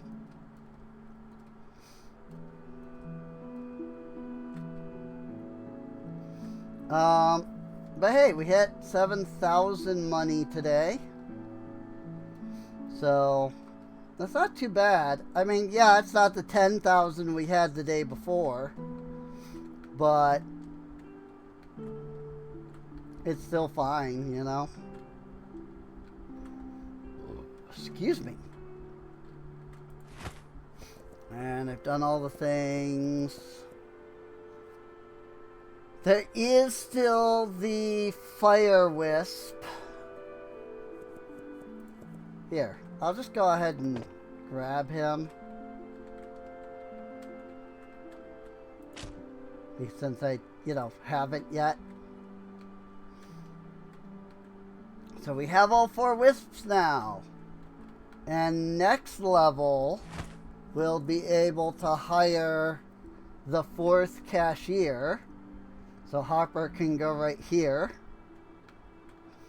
And I should already even have the cauldron. Nope, I don't have the cauldron. There's I think it's a blood cauldron or something like that. That's in here. It's just like a decoration. Yeah, Cauldron of Blood. Because we've got Levin, Sky, and Titan. So, Cauldron of Blood. And that'll go... Just because I think it looks cool, having the cauldrons here. So, when I put Hopper here, I'll put the cauldron right there as well.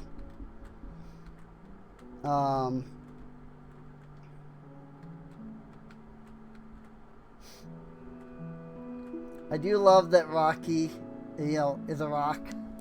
I think that is really funny. It's like, he's just a rock. How does he... How does he cashier? He's a rock. Like, at least this guy's got arms. And like, okay, he's got tentacles. But at least that's still something. These two can move. How does Rocky do it? He's a rock. I love that, though. Like, that's one of my favorite parts, is how does he do it? He's a freaking rock. And yet, he do. And not only do he do well. Whoops. That's fine.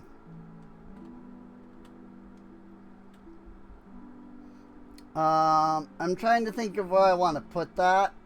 The new spire there that I just grabbed.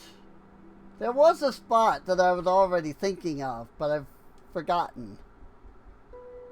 I think I even made mention of it earlier in the episode.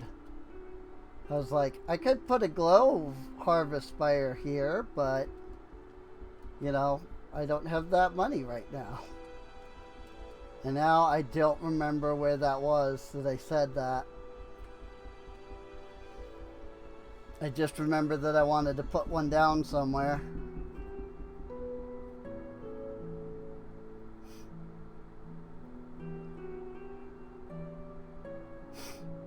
I guess maybe it was over there.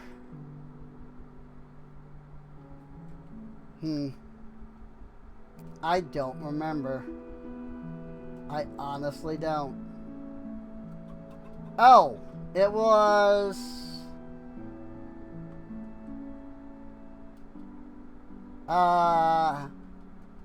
over by the thing. Glow, not Glock, Glow. Glow Harvest Spire. This is over here.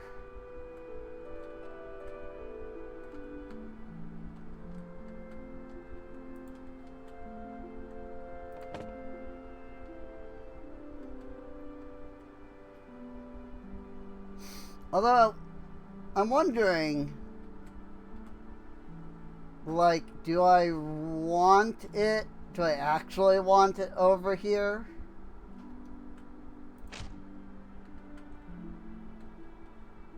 Like, it'll certainly grab all of the honey glow that's here.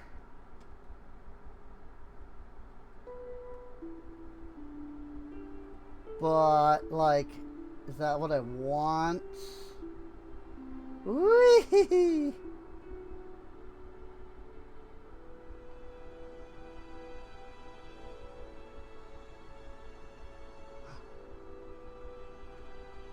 Also, the rotate axis down there, like, look at right over there, like the little dog. Like, from you're looking at the dog from above. Now you're looking at the dog straight on because it goes like this. Now the dog is sideways because it goes like this. That's really cute, and I love that.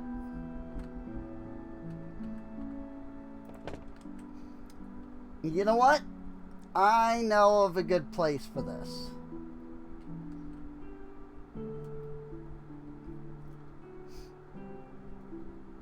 It would save us a lot of, like, journeying.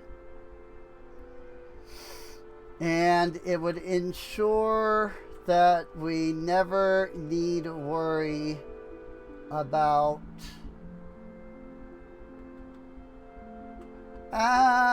actually, I was going to say we wouldn't need to worry about out of boundium. But, you know what? Because I'm selling these scales, I think I'm going to put it here. And then that way, I can always collect their scales that way. You know, like I did with, you know, Danny and Aaron. Now I can get the Soralisk scales easily that way. I don't have to worry about coming over here to collect them. And I think with that, I think that will be good for now. So what I was thinking, though, was that I could take it over here, and now that we can fly, so that we can get over, like, the castle gate and stuff. I was thinking that I would bring it over here And quite possibly put it up here to obtain the out of boundium. But I'm looking at it now, and I'm realizing that though there are two big sources here, they're both pretty far away from each other. So I don't know that I could have put a spire, like a single spire that could have collected, you know, both of these. So there's a third one.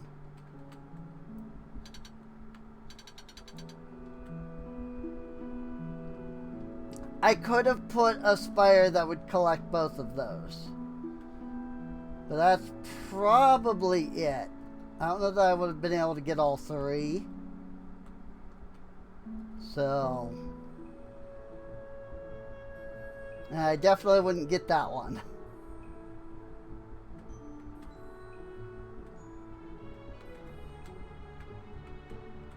Whoa. What the frick is happening here?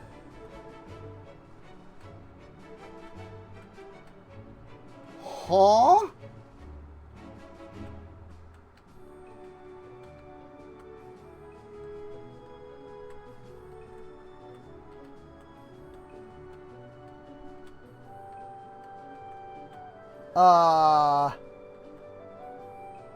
I don't think it's supposed to do that.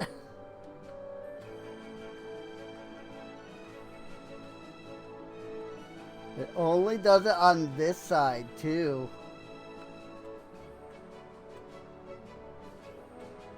And only when facing this way.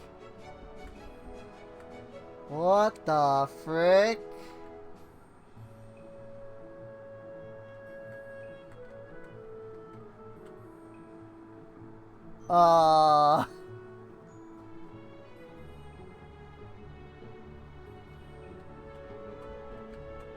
That's weird, dude.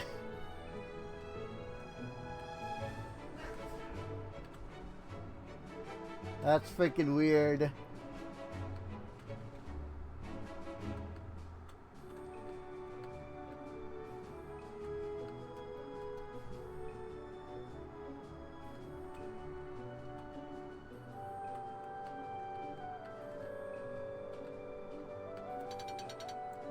Use the pause menu to return home.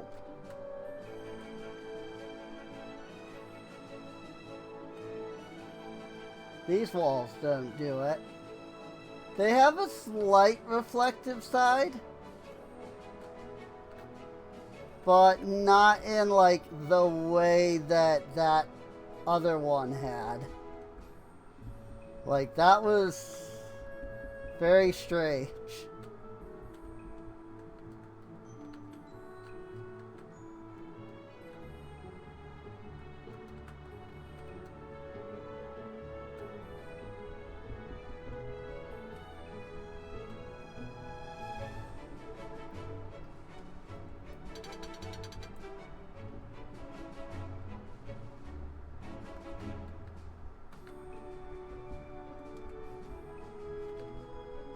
Also, there is this like really tall tower up here. And it's interesting because it technically goes down, but it does have stairs that go all the way up.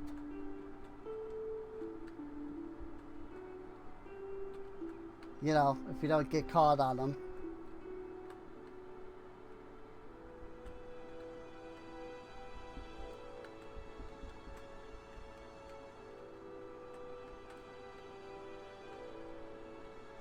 And like now you're up here.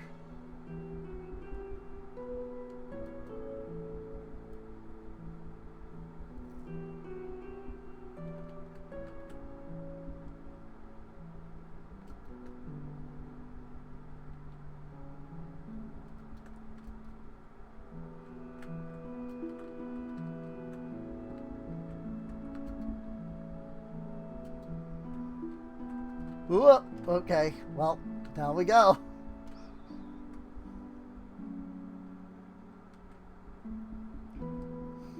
Alright, well, I think this is where I'm going to end this off for now. I do hope that you have enjoyed. If you have, feel free to subscribe. There should be a playlist so that you can catch any of the other streams / VODs. You know. So, you know, you can get caught up and whatnot.